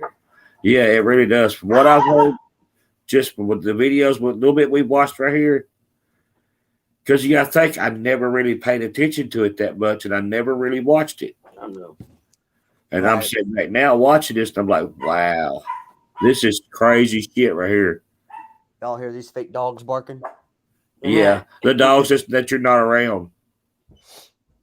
I don't know what they're barking at. I'm trying to go check. Be glad it's not Halloween. Well, ain't nobody outside. No DoorDash. I'm hoping for a damn DoorDash. I don't know what they're barking at. They too cheap seeing you a DoorDash. Hey, Macy. All right, we can continue. Yeah, that's your fake dogs again, ain't it? Yep. Tofu's plastic. I mean, I think that I know what you mean by BAM, but unfortunately, you know, this is a court of law, and we have to be specific. What do you he shot Ron. Did Shelby Shell, your brother, Shelby shot Ron, tell you yes, that he shot Ronnie King? Yes. Did he tell you that he killed Ronnie King? Yes. And he told you that he did that by placing a pillow over his head, and then putting the pistol on it and shooting. He didn't say whereabouts the pillow was placed, though. He just said he put a pillow over there, and he put the weapon close to the pillow, and he pressed down really, really hard. He shot him. Then what happened? What did he tell you happened next? He said after he shot him, he went around and making sure he didn't leave any kind of, or no, after he shot him, he said there was a big puddle of blood or something. He went to turn around and he slipped in the blood. And he went back out the door. When he went back to the door, he said I think he said he was walking up the tracks or something. He remembered he left his fingerprints or something on the blinds, but when he first come in, and he thought somebody pulled up in the yard or what drove by the house or something, and he put his hands before he put gloves on or something in a way. That's what he told me. So I don't know if it's significant on it, but he said then he went back and he knew that he'd actually forgot what all he touched, the doorknob, the door handle, and all that. And he said he just had to burn the place. Did he tell you how he burned it? I can't recall exactly where he said he started at. I mean, but he did say he burnt the place. But he said before he burnt the place, he went back where Ronnie was at because he said the gunshot was still or something in his ears and it was deafening him. And he thought somebody had come in the door because it was open. When he left, he said he thought it was closed. And he got behind the wall and he said, I thought he was kind of saying he's paranoid or something like that and he's hearing things. But he said it was where the gunshot had went off and it was in an enclosed area and it just deafened him. And then he says he goes back to where Ronnie was at and everything. He said he knelt down and he talked to him. That's what he said. Okay. So, and then I asked him, I said, how do you, I think I even mentioned, I said, he was dead at this time. He's like, yeah, but after I got finished with it, and then he said, that's it. That he never told me no more specifics or anything about it. Okay. Now, concerning the fire and the burning, he tell you why he did that? Why did he do that? He said that he had to burn the place because his fingerprints and, you know, just to get rid of all the evidence. So he was trying to get rid of evidence by burning Ronnie King's house. Mm-hmm. Okay. Now, did he say anything about what he had taken from Ronnie King's house to you? He said there was jewelry. I can't remember exactly the amount of money that he had said he took. I thought it was something like $487 or something he'd said. But it was jewelry and some old, I think he said he had some old money or something like that. Old rings? Yeah. Did you ever see any jewelry or anything that he had said he had taken from Ronnie King? I had seen like a fragment or two of it prior or after that. I recalled I'd seen what I thought was it. I can't really be sure if it was really it or not. I know that, you know, he stated that he had the jewelry on him in a black bag. That's, you know. Was the jewelry beaten?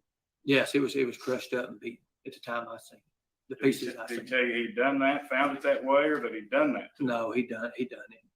I think I'm not sure if there was a ring or had initials or something on it or something that you could still make out some kind of form of. There was a bigger piece of the metal thing that I recall seeing, and I knew because there's a little bitty bag, little bitty bag of it he had. Okay. But I never really got to like sit there and observe it and look at it or nothing like that. But he told you that's what came from Ronnie King's? Yeah. Yes, sir. And it was beaten up jewelry? Yes, sir. Okay.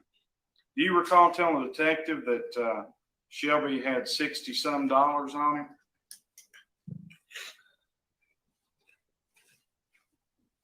I mean, I don't know about the $60-some. I think he stated that he had money when we went through Burger King after that. Okay. So at this point in time, are you telling the detective this statement? What's that? Were you telling the detective what you're telling us now? Yes, sir. Yes, sir. Yes, sir. Detective? At that point in time, as you're telling the detective what you're telling us now, okay? Mm-hmm. Did Shelby still have these things to your knowledge? To my knowledge, he did. Okay. All right. Now, you're in Corbin. Let's go back to you being in Corbin with Shelby, okay? Okay. Did you guys ever come into Harlan together after that? Yes. And before you'd spoken to the detective? Yes. So we were limiting the window when this was, right? Yes. Right around that February 25th, 24th period? 24th. Okay. The 24th. Okay, so tell me about coming to Harlan. What was the purpose of that? He said it was going to be a family day, and he wanted to go and buy. He had a bag of stuff that he left in the car. He said it was a bag of presents that he had for the family. And later on, we found out it wasn't a bag of presents, but he was telling me rules about the game on how you do it and get away with it. And he said, rule number one, don't never be seen. Don't never make no stops nowhere. You go straight to the director, to the target and out. And at this whole time, I was trying to change subjects and do everything I could because I knew, I had a shadow of a doubt. I mean, I knew what was going on. And that pretty much gave me just the look on his face when I would look at him. It was just, and I would just get like these vibes of evil. And that's what I thought, just plain evil. And I was like, I'm going to die. And as we was going through Dayhort, I think it's Dayhort, he stopped. He said, come up here. I'm going to show you something. And I drove him up to Dayhort there, and he stopped. He used the bathroom. He was using the bathroom. But this time, he's already told me this story. He left the pistol inside the car.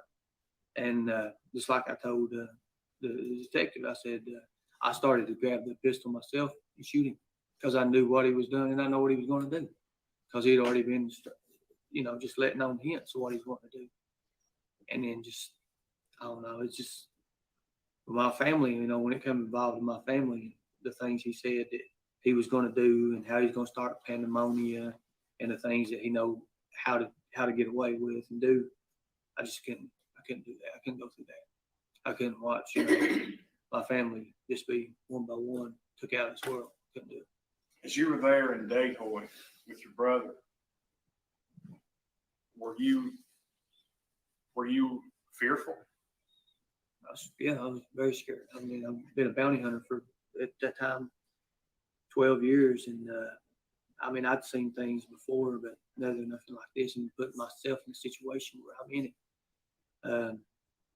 When he was out and he was using the bathroom, I really thought he was going to kill me. I really did. Because after he got back in, I said, just make me one promise. And he said, what's that? I said, just promise me if you're going to kill me, you don't shoot me. You give me a fighting chance. And he looked over and he laughed. He said, nah. He said, I couldn't do that. He says, you know too much of that martial arts shit. And I said, yeah. And then I knew then it was. Okay, so what happened after that? We drove to my mam's house. We drove to my mam's house, and it was I recall it might have been a Wednesday night because she had church, and as we was going up the driveway, my uncle Bruce stays in my mam's house, and he put 3 shells. He turned the chamber and he put 3 shells in the chamber of that pistol and turned it around and locked it in where the first one would actually go off, and it wouldn't up spinning. He put it to where the shell would go off. And I said, what are you doing, Chevrolet? And I started thinking in. I counted 3 shells. My mama, Bruce, and me. And that was what come to my mind. I knew then something had to be done. So we're going up the hill. I got his mind off something. I can't remember what I told him. He laid the gun in. And I was looking back, and I said, what is this bag? Because I knew then something was really, really up. So when I reached back, I think I reached back to try to move the bag or something. And he put the gun down, and he went, no. So I was like, kept going because I was drawing his attention off of it. And I kept reaching back like I was going to get that bag. And then when we pulled up and we parked in my, down below the hill there. There's like a little spot right beside my Uncle Joe's. And we parked there. And he got out. I said, I was going to look this bag up fast. He got out and run. Well, the gun was there. So I got out of the car when he opened that door there. And he already had it. He'd already shut the door and got his bag out. And I'd hit the lock button.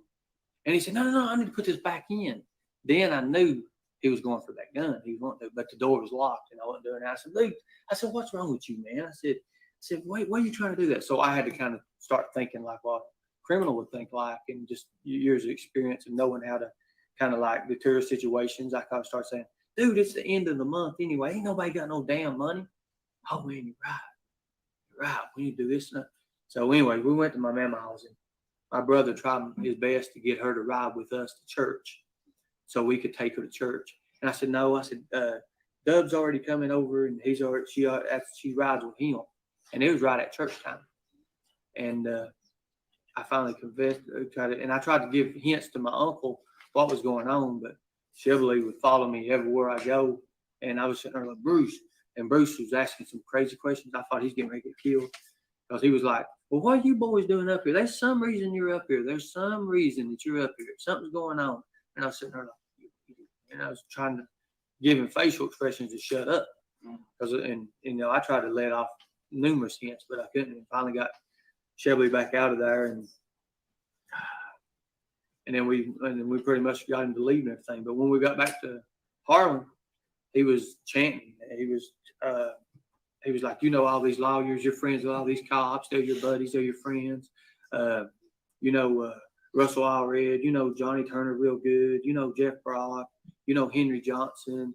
They've got money. You're going to take me to their house. I said, Chevrolet, I've not been in Harlan over 4 or 5 years, man. I don't know these people no more. I mean, I know them as acquaintances, which, I do know them, but I don't know where they live and, where their residence or nothing's at.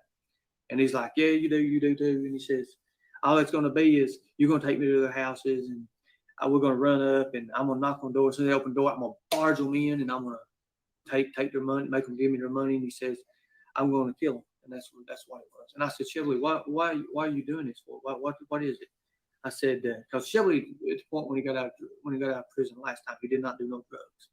And Chevrolet was a real bad drug addict. and he said he don't do drugs no more. His new high is killing him. And that's what he said. That's exactly what he said. So who was driving the car? Me. You? Yeah. And at some point, do you start heading out of Harlan? Yes, sir. Okay. And when you're heading out of Harlan, does something happen at that point in time? Did you inform the detective? Yes, sir. What happened when you're heading out of There Harlan? was a girl with her 2 year, looked like about 2-3-year-old son, was walking around. I think she had a Coach purse or some kind of a purse because it had the big old C's or something on it. And I think he seen that and he said, "Damn, what a lick." I said, "What do you mean by that?" He said, "Damn, what a lick." I said, "Well, this fool's come to his senses." That's what I was thinking, you know. I just thought it was a big phase and stuff. And it's right at the huddle house where the lights are at as he's coming out. And, you know, the road that comes around, and there's like the four-way there. And the lights are there. And I was sitting there looking, and I thought there was an undercover cop behind me, a couple cars behind me. There's an old gray Crown Victoria, and I was like, well, that's an undercover cop. If anything happens, I can, you know, do something and get attention and then go from there. But he rolled the window down, and he said, after he said, "Damn, what a lick," he said, he pointed a gun. I said, well, "What are you gonna do?" He said, "It's just gonna be pop, pop, pull over." And I said, "What are you gonna do, Shelby? You shoot it right?" He said, "No, it's gonna be pop, pop." He said, "The first one's for the kid." When he said that, it really, I mean, it hit my head hard. It's like, I mean, I took oaths and stuff before in the past, and I was like, why the kid? He said, that way I don't have a chance to grow up and go to hell. And so did you keep driving? No, yes, I was driving, but it was coming closer. And as he put the weapon down, his funny bone was like right on the end of the thing. And he had the pistol. And the girl, I don't know why she didn't move, but she's like, and she could see it. And I seen him lay the hammer back, and I was watching his hand pull that. And I said, I got to do something. And I stoned the gas, and I about got T-boned. And I tried to get T-boned.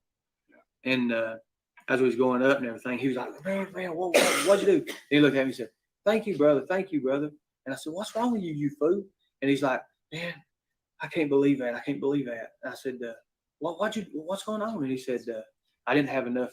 He said, I want to thank you, man. He says, I didn't have enough ammunition. There's too many witnesses. So as we was going back up, we got pulled over on 119. I can't remember the location. There was a roadblock, and Danny Cottle and I can't remember the other officers. Danny Cottle? Who's Danny Cottle? Danny Cottle was a state trooper. Mm-hmm. So there's a roadblock of state police officers. Mm-hmm. Do you approach the roadblock? Yes, and were you still driving? Yes, sir. Okay, your car? Yes, sir. Who was with you? Shelby. Okay, and you mentioned Danny Cottle, a state trooper. Yes, sir. Why do you mention his name? Was he there? I've known Danny Cottle for years, and yeah, he was there. Okay. Did you have an interaction with him? Yes, sir. Can you describe that for us? Well, usually when I approach any kind of roadblock, I had a name for fighting and being a professional boxer.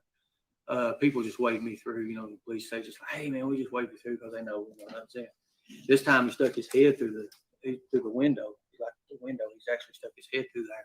But before he did, my brother, he said, "We're gonna get stopped." He rushed back there and got a jacket or something and covered his arms where his tattoos wouldn't be visible. And as he was sitting there, he's like, he had the pistol up under his thigh. I think it was sitting on there up under his thigh, and he had his hand like this up under it. And I guess he had his hand up on the handle. But we pulled up, and I was like, oh my gosh. So when we pulled up, and he stuck his head through, and I seen it, Danny. Well, I knew, I was like, okay, cool. He's like, well, hey man, what are you doing? You been fighting again? What are you doing? He said, then he looked over and he said, where you guys coming from? I said, well, we just come from the families. We just come visit the family. And I was trying to give him signals, but it was dark, and I couldn't really do nothing about it because it was right beside him. It was, him, and I just couldn't do it. And then as he motions it's over, but this time I'm about to start sweating, and I'm sitting there holding it in, just from prior training that I've had, just with interrogations and things. I'm driving up the road, and he looks over and he says, "Man," he said, "you really do know all these police officers." I said, "It's just, comes with territory," or something like that. And he said, "Well, you just saved his effing life." And I said, "What do you mean by that?" He said, I started just to reach down and He said, I already have a hand down. He said, I started to just come up and shoot right across your face. I said, you know what? You probably hit me. And, just trying to get his mind off stuff, just not in particular that, trying to put loved ones in a way of innocent victims. Because, I was thinking, hey, this man, he may still have a heart somewhere. But then he said, no. He said, it wouldn't hurt you. It might have deepened you a little bit. But he said, I started to blow his motherfucking brain. And that's exactly what you said. Okay. And he said, you saved his life. Now, I may have asked you this before, and if so, I apologize, but I have a terrible memory, okay? Sure. So the person that you've been with in this car, you've stated it was Shelby Shell. Is that Shelby correct? Shell. And the person that you've stated has told you that they killed Ronnie King, person Shelby Shell. Is that correct? Shelby Shell is your brother, is that Yes, sir. right? And one last time or the first time, is that Shelby Shell, the defendant sitting here in this courtroom? Yes, sir. Okay. I have no further questions. Pass the witness. Cross-examination. All right, this shit's about to get good. Man, he is lying. Yep. You could tell he's just too elaborate with all his answers. He's just all over the place. He's just lying. It's about to get good now. Okay. Here we go. Now I'm expecting a FaceTime any moment, so this should just let it play through. Okay. But at any time, if I'm on FaceTime and you need to stop it, you can just remove my screen and it will quit playing. I'll be all right. We'll just watch it. Just a second. She's getting in the water. You can go ahead and start. She can bring it down.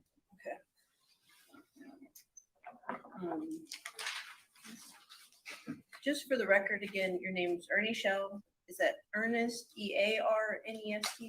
Yes, I spell it different ways, but yes, it's Earnest. And what's your date of birth? 12/31/79. So you're the older brother. Yes, ma'am. Do you share the same father? Yes, ma'am.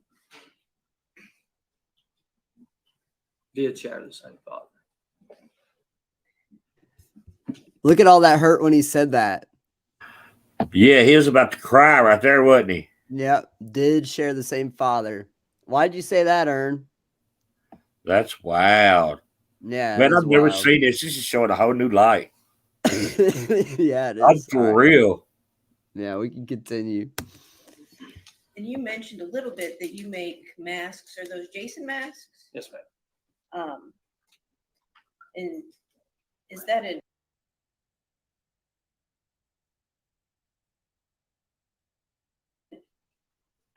I'm going to ask some questions that you may be like, that's kind of dumb, but we're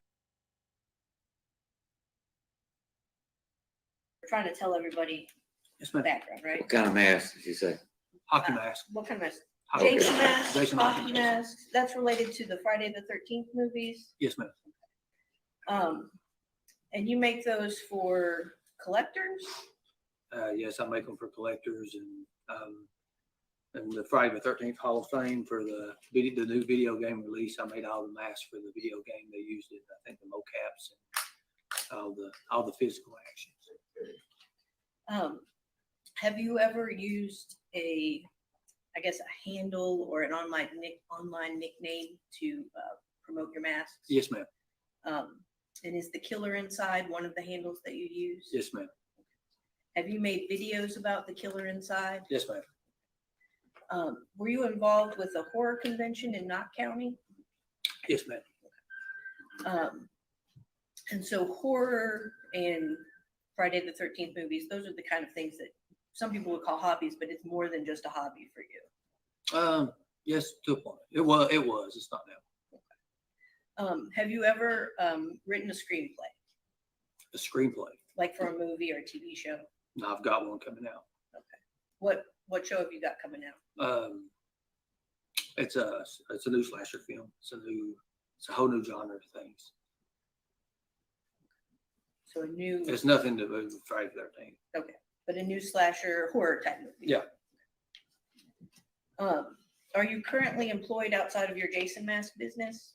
I was until this. And what was your last employment? Queen City Railroad. You mentioned in testimony that you've been a bounty hunter. Been a bounty hunter. Were you licensed? Yes, ma'am.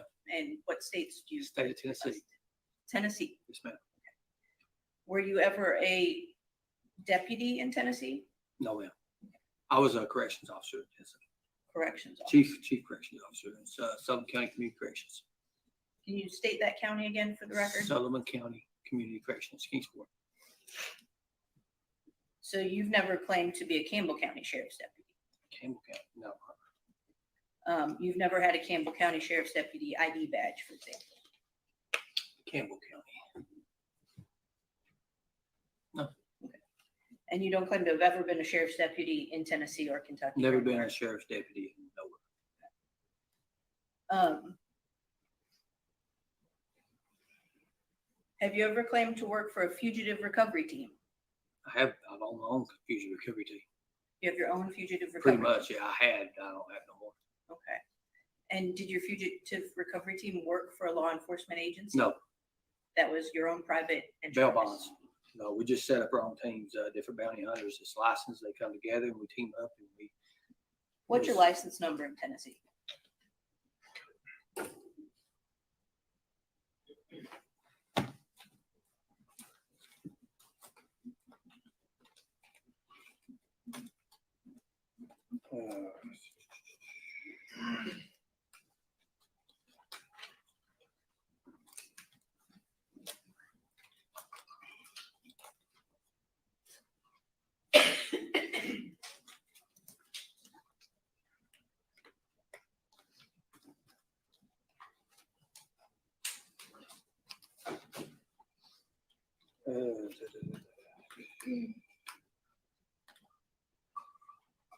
I don't think I have the card, but you look it up online. So there's an online thing for it. Actually, it might be right here. Oh, that's Texas Services.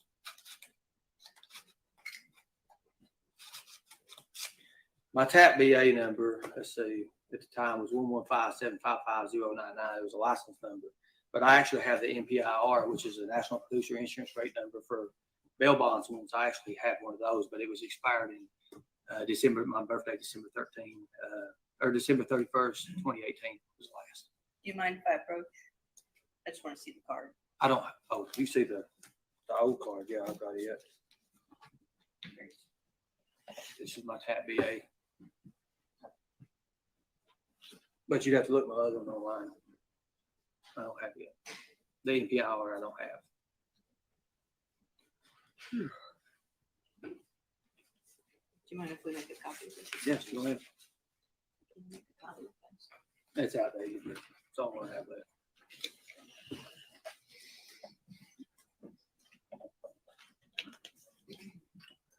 While we're getting that copy, you mentioned boxing.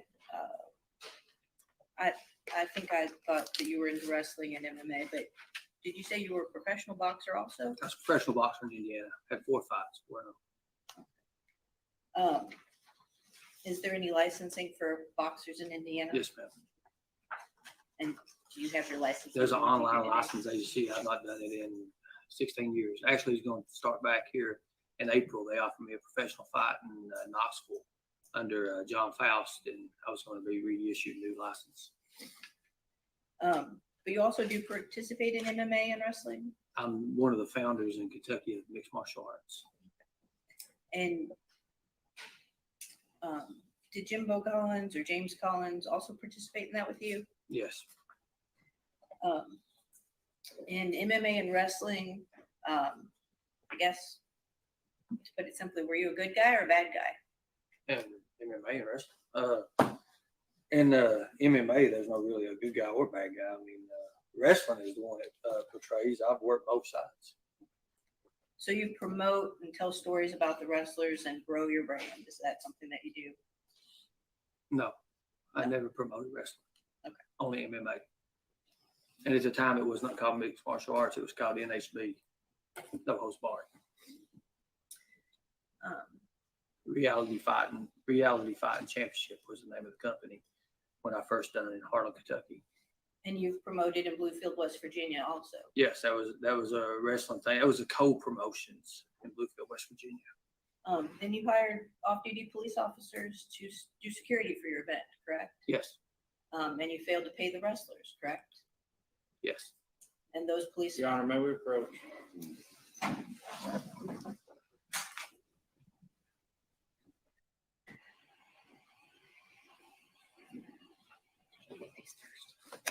Thank you. I just didn't refer to this. I'm objecting to the questions concerning failing to pay and things of this nature. One, I would object for relevance. Two, I would object for prejudice outweighing probative value. To say that he's not, he hired off-duty police officers and didn't pay them. What's the relevance of this? Well, it's true, but I can stop with that question and move on. Yeah, I mean, we're kind of out in the weeds. We are, but everything that goes to bias and credibility is important. Well, how does that go to his credibility? He doesn't pay people he says he's going to pay. That's not credibility. But I'll move on. Move on. This thing.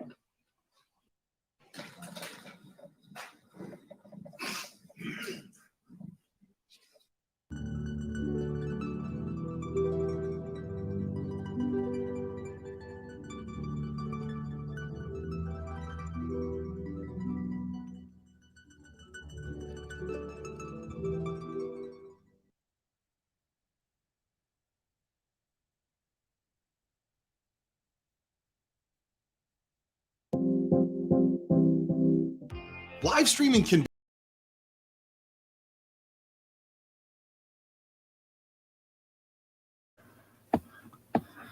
That's crazy, y'all. Yeah, I bet he's raging too, but now the truth's coming out. Man, I didn't never see that before. That's crazy. You never know what people's capable of until you see it.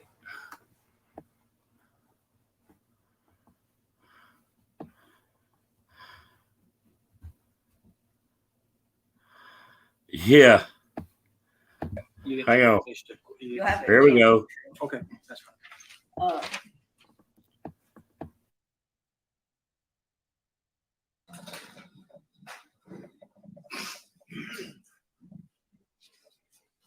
May I say something?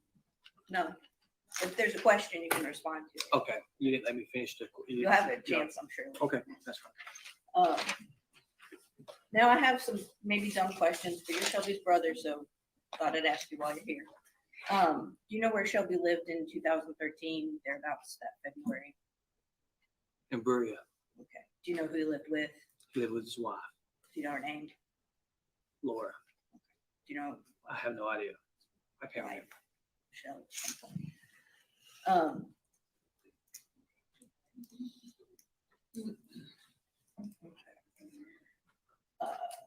Did you have a romantic relationship with Ronnie King? With who? With Ronnie King. I've never met Ronnie King. You never met Ronnie? Never met Ronnie King. Did you have a romantic relationship with Jimbo Collins? No. You've never kissed him? No. Do you have sex with other men? No. So you don't claim to be bisexual or gay? No. And you don't have a profile on Life Out? No. Did you date Laura before Shelby married her? Yes. Have you dated Pam Ray Stidham? No. Have you dated Lucinda, Cindy, Lay? Yes. Have you dated Amanda Brown, Amanda Gaylor? Dated or my wife, ex-wife. Either one works. Yes, thank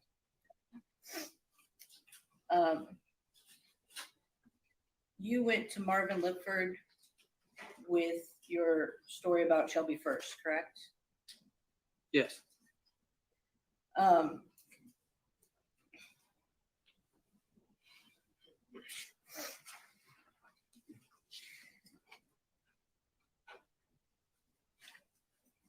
That kind of got me off my topic, so I'll go back over to it. You reported, I'm just going to bring up some things that you reported when you spoke with Marvin and spoke with Detective Cornett. Mhm. You reported that a bookshelf was turned over, and that Shelby searched for a book that was full of money. It was a secret hidden compartment book, is what I heard. So that's all I know. There was really not really much going on with that, except for he just stated that he didn't describe the book. He just said it was one of those compartment book things. You said that Shelby was wearing your backpack and your SWAT boots. Is that correct? Yes. Well, he had my bag. I don't know if he had my backpack. It was a backpack. It's just a little black bag. At one point, it's possible that you may have told them that Cindy was Shelby's girlfriend. Do you think you could have been mistaken? After it was over, I mean, yeah, I mean, I guess he contacted her and weaved her in. I don't know, but she contacted me and told me a bunch of stuff with Chevrolet. I don't even know that even part of it. I don't remember talking about that. So in February of 2013, at the time that this murder was being investigated, Lucinda Cindy Lay was at times in a relationship with you, correct? Yes. You said that Shelby thought his fingerprints were on the door. The door, the blinds one. It was the blinds mostly he had touched. And you said that he cleaned the blood or tried to clean up the blood. I can't remember. I can't recall. Would it be fair that if you don't recall and I say that you said he cleaned up the blood, that's probably true? I don't want to replay it. I've got a transcript to refresh your memory, though, if you'd like. I don't know. I don't think he tried to clean up the blood. He slipped in the blood. He told me about he was sliding in the blood. He fell in the blood. So on those shoes that were yours, you would expect that there would be blood from the crime scene. I mean, based on what Shelby told you. On the pants leg, he had blood down it. I don't know what side of the pants leg. I can't recall that, but he said when he slipped, and his knee hit the blood or something, and it splintered or something. It's just like.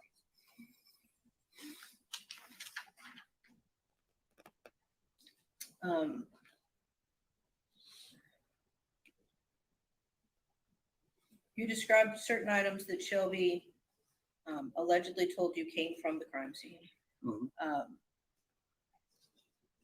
Did you describe any guns or revolvers for the police? The gun. Is it possible you had trouble remembering the color of any gun handle? Gun handle. Yes, right now I don't remember. The gun handle wasn't hardly visible. The only thing I ever seen on it, like I said, was the blue. It was a Bluta 357 38 is what I know it was. Did you report to the police that Shelby told you that he took Ronnie's tapes, security tapes? Yeah, he said he took security and or whatever. I mean, I don't know. But like I said, Shelby was always back and forth. He would say this, he would say that. He would come back and try to fill in gaps. So half the things you said was fake, some half the things was real. That's just what it is. And you didn't really explain how Shelby got there or how he got away from. I've heard two different versions. Shelby, after it was all over and everything, is mentioned two different versions. But one is that he parked the car. One that was nothing really. He said he parked the car. He had a car and he had a truck at one time. And it just that's all he said. He never really elaborated on that and how he got there. So, what kind of vehicle were you driving at the time? It was a Dodge. What is it? I can't remember. Wagon. There's a Dodge wagon, little car. I can't remember that. Is that a Dart? No, it was. I'm trying to remember the name of it. It's like a station wagon dog is what it is. I can't remember. I've had numerous cars. It was Lucinda Lay's vehicle, by the way. Was that your vehicle or was that Cindy's vehicle? I just said Lucinda Lay's vehicle.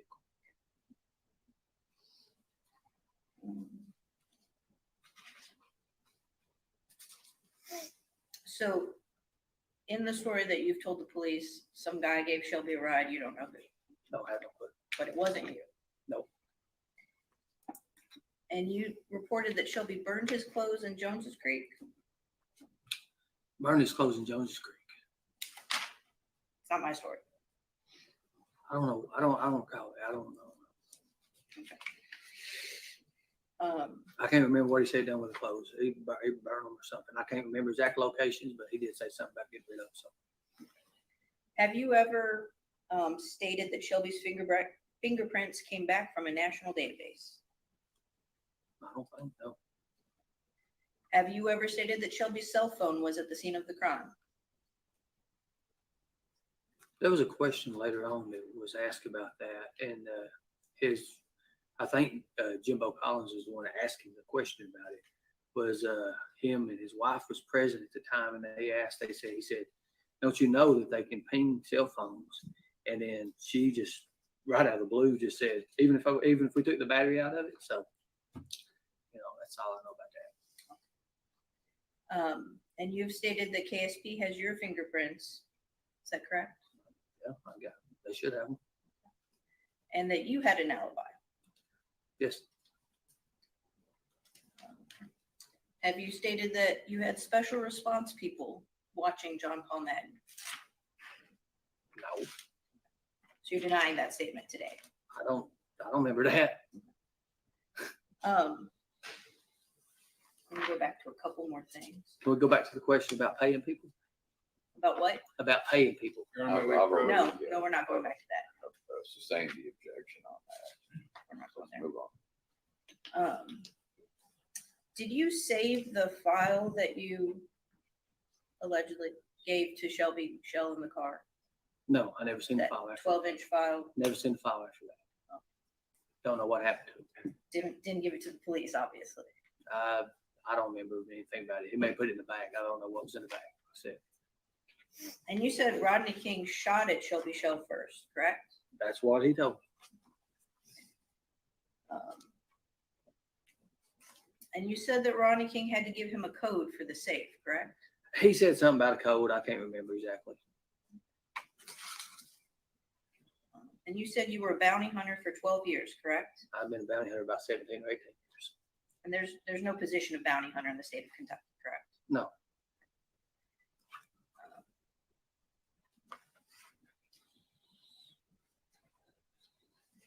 And you drove Shelby Shell to Decoy, and he got out of the car and left a gun in the car, but you let him back in the car, correct? He had the door open as he was using the bathroom.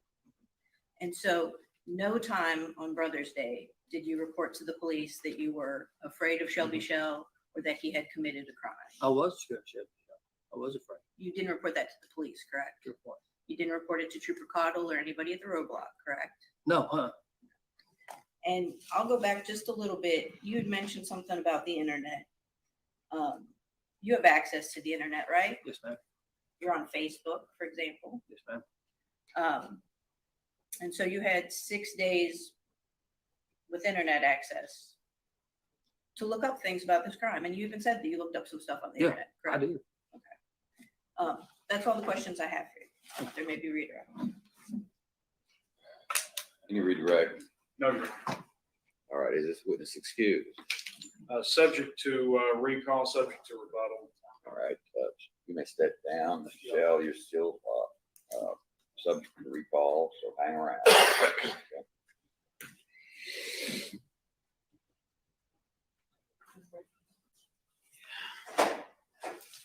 I believe my next witness would be from mine in 5 minutes and would set the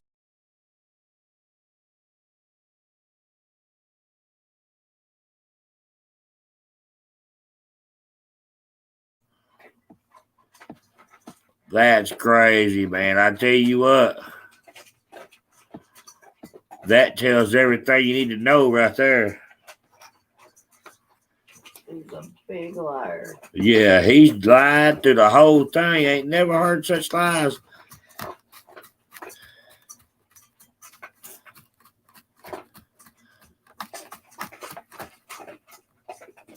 Yes, the first time I seen it, Bridget. That's the first time I ever watched it. And it tells a lot. And you can tell he was lying through it. You can tell he was lying through the whole thing.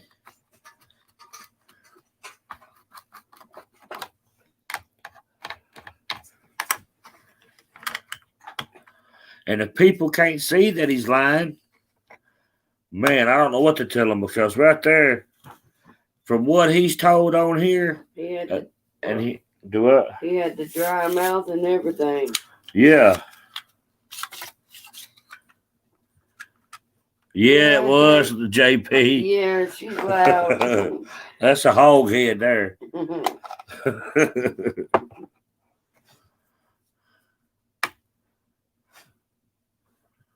Yeah, we're gonna start watching this week crimes. I'm gonna start with the day one tomorrow and watch all of it. Watch one a day because I've never watched it and I really want to watch it. So I figured I'd watch it with y'all. Y'all want to come by and watch it with me? We'll start with day one and go all the way through to day 4. Yeah, JP, she's an old hoghead. She eats up everything. Very loud when she eats.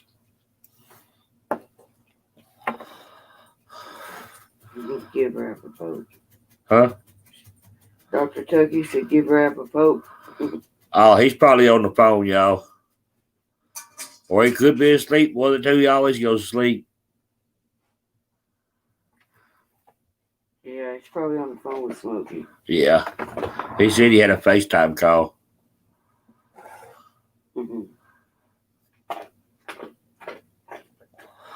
But that right there told a lot. He lied through that, man. Like when that lawyer said, oh, that threw me way off. Let me figure out where I was. After talking about him and Jimbo and them kissing. She knew he was lying.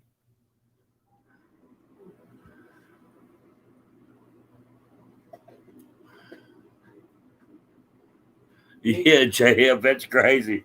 Pat said, you just wait, Liberators. You haven't seen nothing yet on the trial. Wow. Yeah, I'm going to start watching it tomorrow. Okay, Joey R. We'll start watching it tomorrow.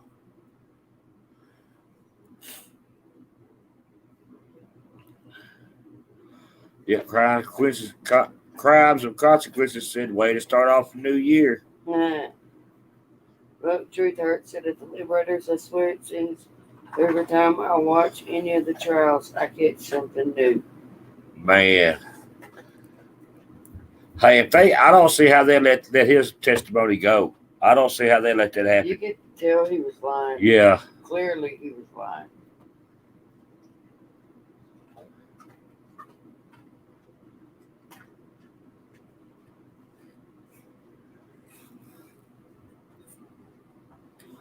I don't know what we're having, but I know she's making black eyed peas and cornbread. That's all I know. I don't know what I'm fixing yet.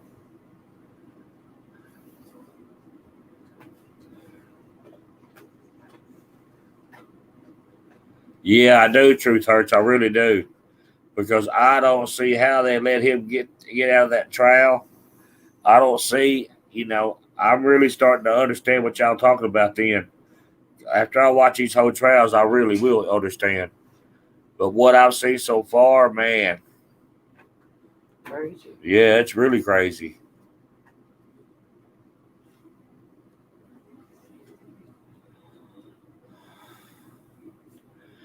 Yeah, this is the first time I've seen them, JF. I don't know, Jay, please. Let's see.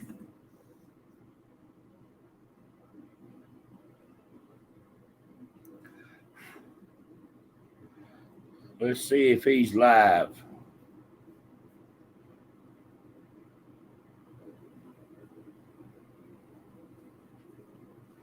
It's crazy, ain't it? Faith over fear. First time Faith over fear seen it too. Well, Faith over fear, we're going to watch the first day of the trial tomorrow.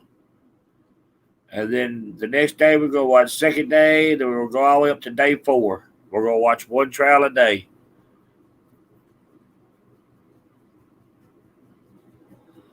I don't know, Curly Bill. I don't know. We'll just have to watch the trial, figure out how it goes. No, he should have got charged with perjury because it was clear that he was lying. No, he's not. He's not live. He ain't live. He was only on for 33 minutes. Only on? What was it about? His birthday. Oh. He wanted to see our birthday present, I guess. Yeah, the judge is horrible so far, D-Pets. I guess after I see it, I'll know.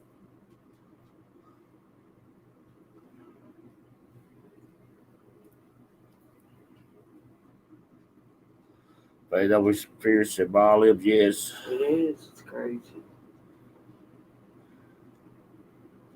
I can only imagine how the rest of the trial's going to go. Yeah. Just by what I've seen with this little bit. Right. It's going to be crazy. And he says most of it's Ernie. I don't think so, not today. I don't think he liked it. He didn't like his birthday party here. I don't know why. Yeah, Cass, and I'd like to have it too.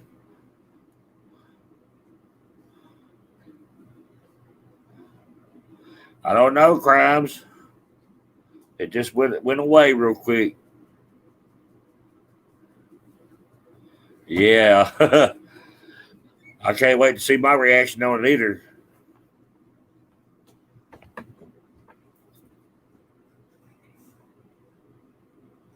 No, I didn't, Dr. Tucky. I really didn't. I'm learning more every day. And the more I know, the more I don't like.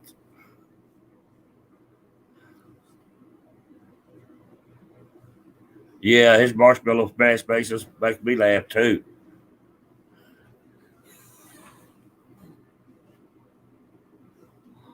He's probably on the phone, Mama She. Rap. Smokey. Yeah, he's probably on the phone with Smokey.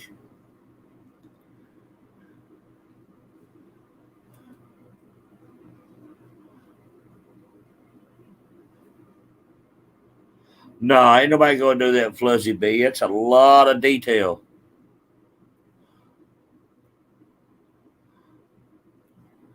He is Dr.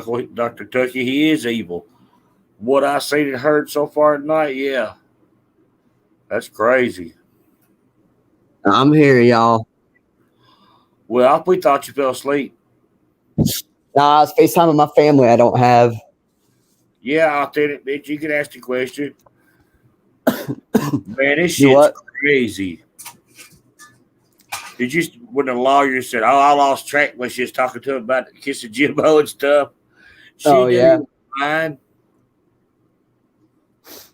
Yeah, she knew he was lying. I don't see how they let it go by. Yeah, I don't know. No, Bridget, I never seen no video about a mask.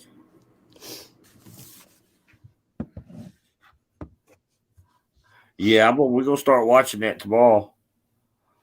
We're gonna start tomorrow watching day one of the trial. After what I've seen tonight, I've got to watch that whole trial. Y'all thought I was snoozing on y'all. Yeah. No. This is like a trial you'd see like Andy Griffin or something. I don't see how they even let him go by. He was lying.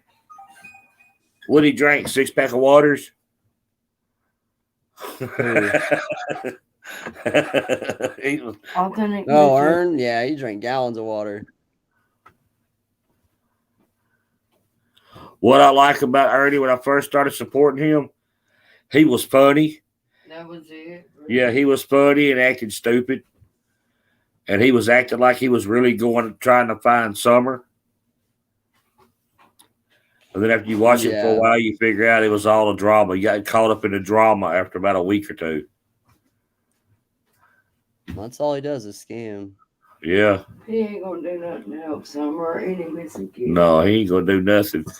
I think all Summer was a cash grab, and he was just pulling that shit off, just acting like he was trying to do That's all something. it was, and that's why he's talking about it now. Yeah. Because he needs money. He's getting it. He's crazy, man. I tell you. I wish you could see stuff like this beforehand. You know what I'm saying? Right. Because I have to give him credit. At first, he'll pull the wool over your eyes. Yeah, he will. He's good at that. Yeah.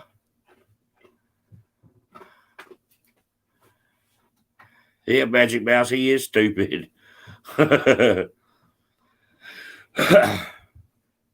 Can you believe how many people's back over in his chat? Oh, he's not live, but No, when he goes live, the people are showing up over there now. he's just pulling a little over 100.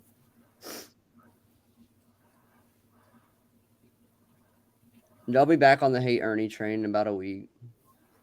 Yeah. Once he pisses them off. I mean, we literally just heard a woman testify that he put her in an abusive relationship.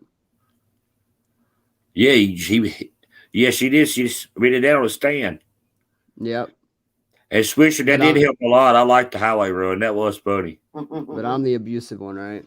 Oh, yeah, you're so mean.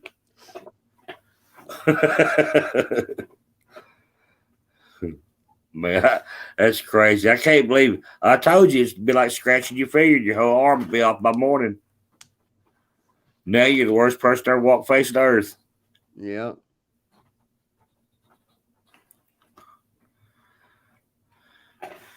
He went live, but he didn't stay live long. I was hoping he'd want to see his birthday present. He only stayed on a little over 33 minutes. That wasn't much of a birthday party, was it? Just enough to collect some cash apps. Yeah. And then go to Cracker Barrel to eat. Yep. Cracker Barrel is good, but not every day.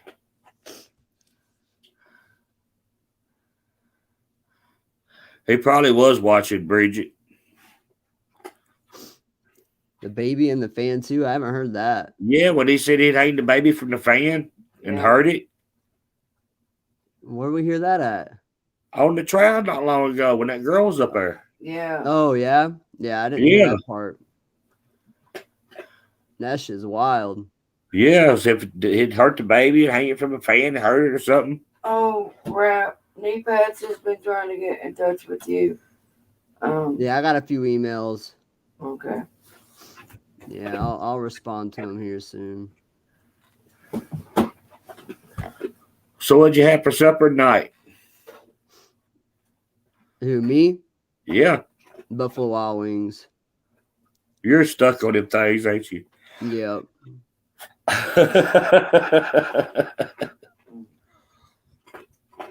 You drank a beer and go with it? No. No. No, that's why I'm not live doing a drunk rant right now. I didn't figure you'd do that anyway. I think you can hold your liquor a little better than that. Yep. I'm about to go to bed. I ain't going to be up till midnight, y'all. I ain't far from bed myself. Everybody's ready to go to bed. Good Lord. Yes.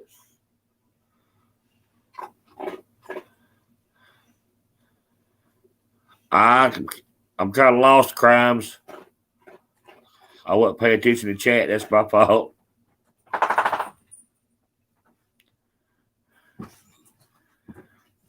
You feeling any better? Yeah, I'm feeling better. You just lonely. What's wrong with you? Do what? You're just lonely. I'm the type that I don't like being alone, you know.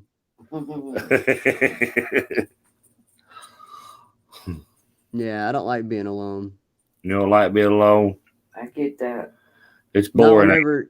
Yeah, I mean, me and Smokey are together 24/7 from the moment we wake up to the moment we go to bed, you know. Yep. Then all of a sudden, having her around by just, itself.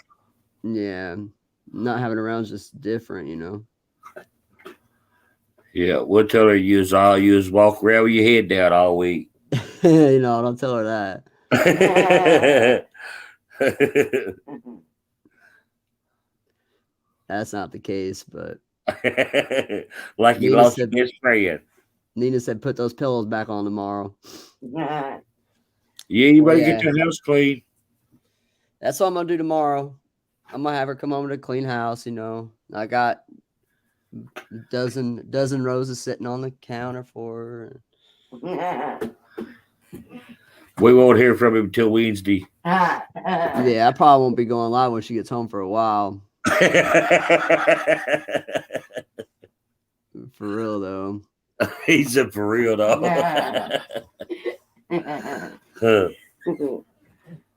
Pour out.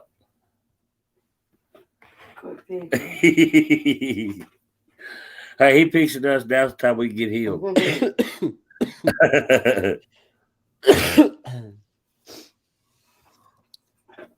Look at all that makeup time you'll have when she gets home, right? Yeah, I guess.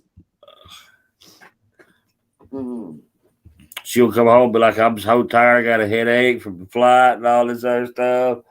And poor thing. Oh, no. Ain't no excuse for that. You already know. Then you have to wait till the next day. Nah. Well, it's whatever she desires, man. Quit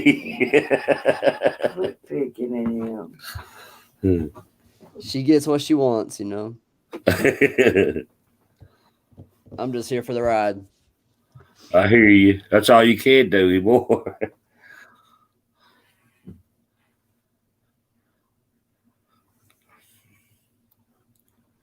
When she comes home, you hand her 2 Tylenol and a drink.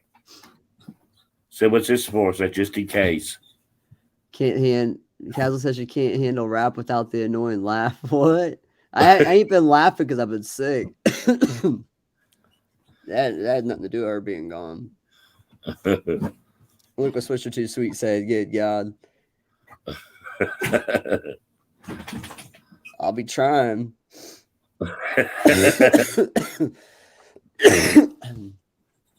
my goodness. Well, man, I've been on here for 2.5 hours, and I'm gonna keep closing it out. Yeah, I guess I'm gonna watch some TV, man. Watch a movie or something, hang out, wait for somebody else to go live. Yeah, I'm gonna cuddle the damn dogs. Do the same myself. Well, all right. Well, thanks for having me up, man. Man, I appreciate you hanging out with us, really. Have a good night, bro. Yep, have a good night, y'all. And we will see y'all later on. Y'all have a great, happy New Year's Eve. Don't party too hard. Don't get hung over. Everybody stay safe out there in this crazy world and do not be drinking and driving. Stay home. Stay somewhere safe. And y'all remember, day 1 of the trial starts tomorrow. Don't forget. We'll hang out. We'll have a good evening. Y'all stay safe. Everybody, thank you for all the support. And thank you for getting us monetized. With what for y'all, we wouldn't be able to do it. Yep. Thank y'all so much and have a happy new year. And everybody have a good night and stay safe. And See y'all next time. And we will see y'all next year. Thanks for hanging out, y'all. Love you too, Gamer Girl. We'll see y'all next year. Have a good night. And we'll find y'all on these YouTube streets. Stay safe out here in this crazy world. Happy New Year, y'all.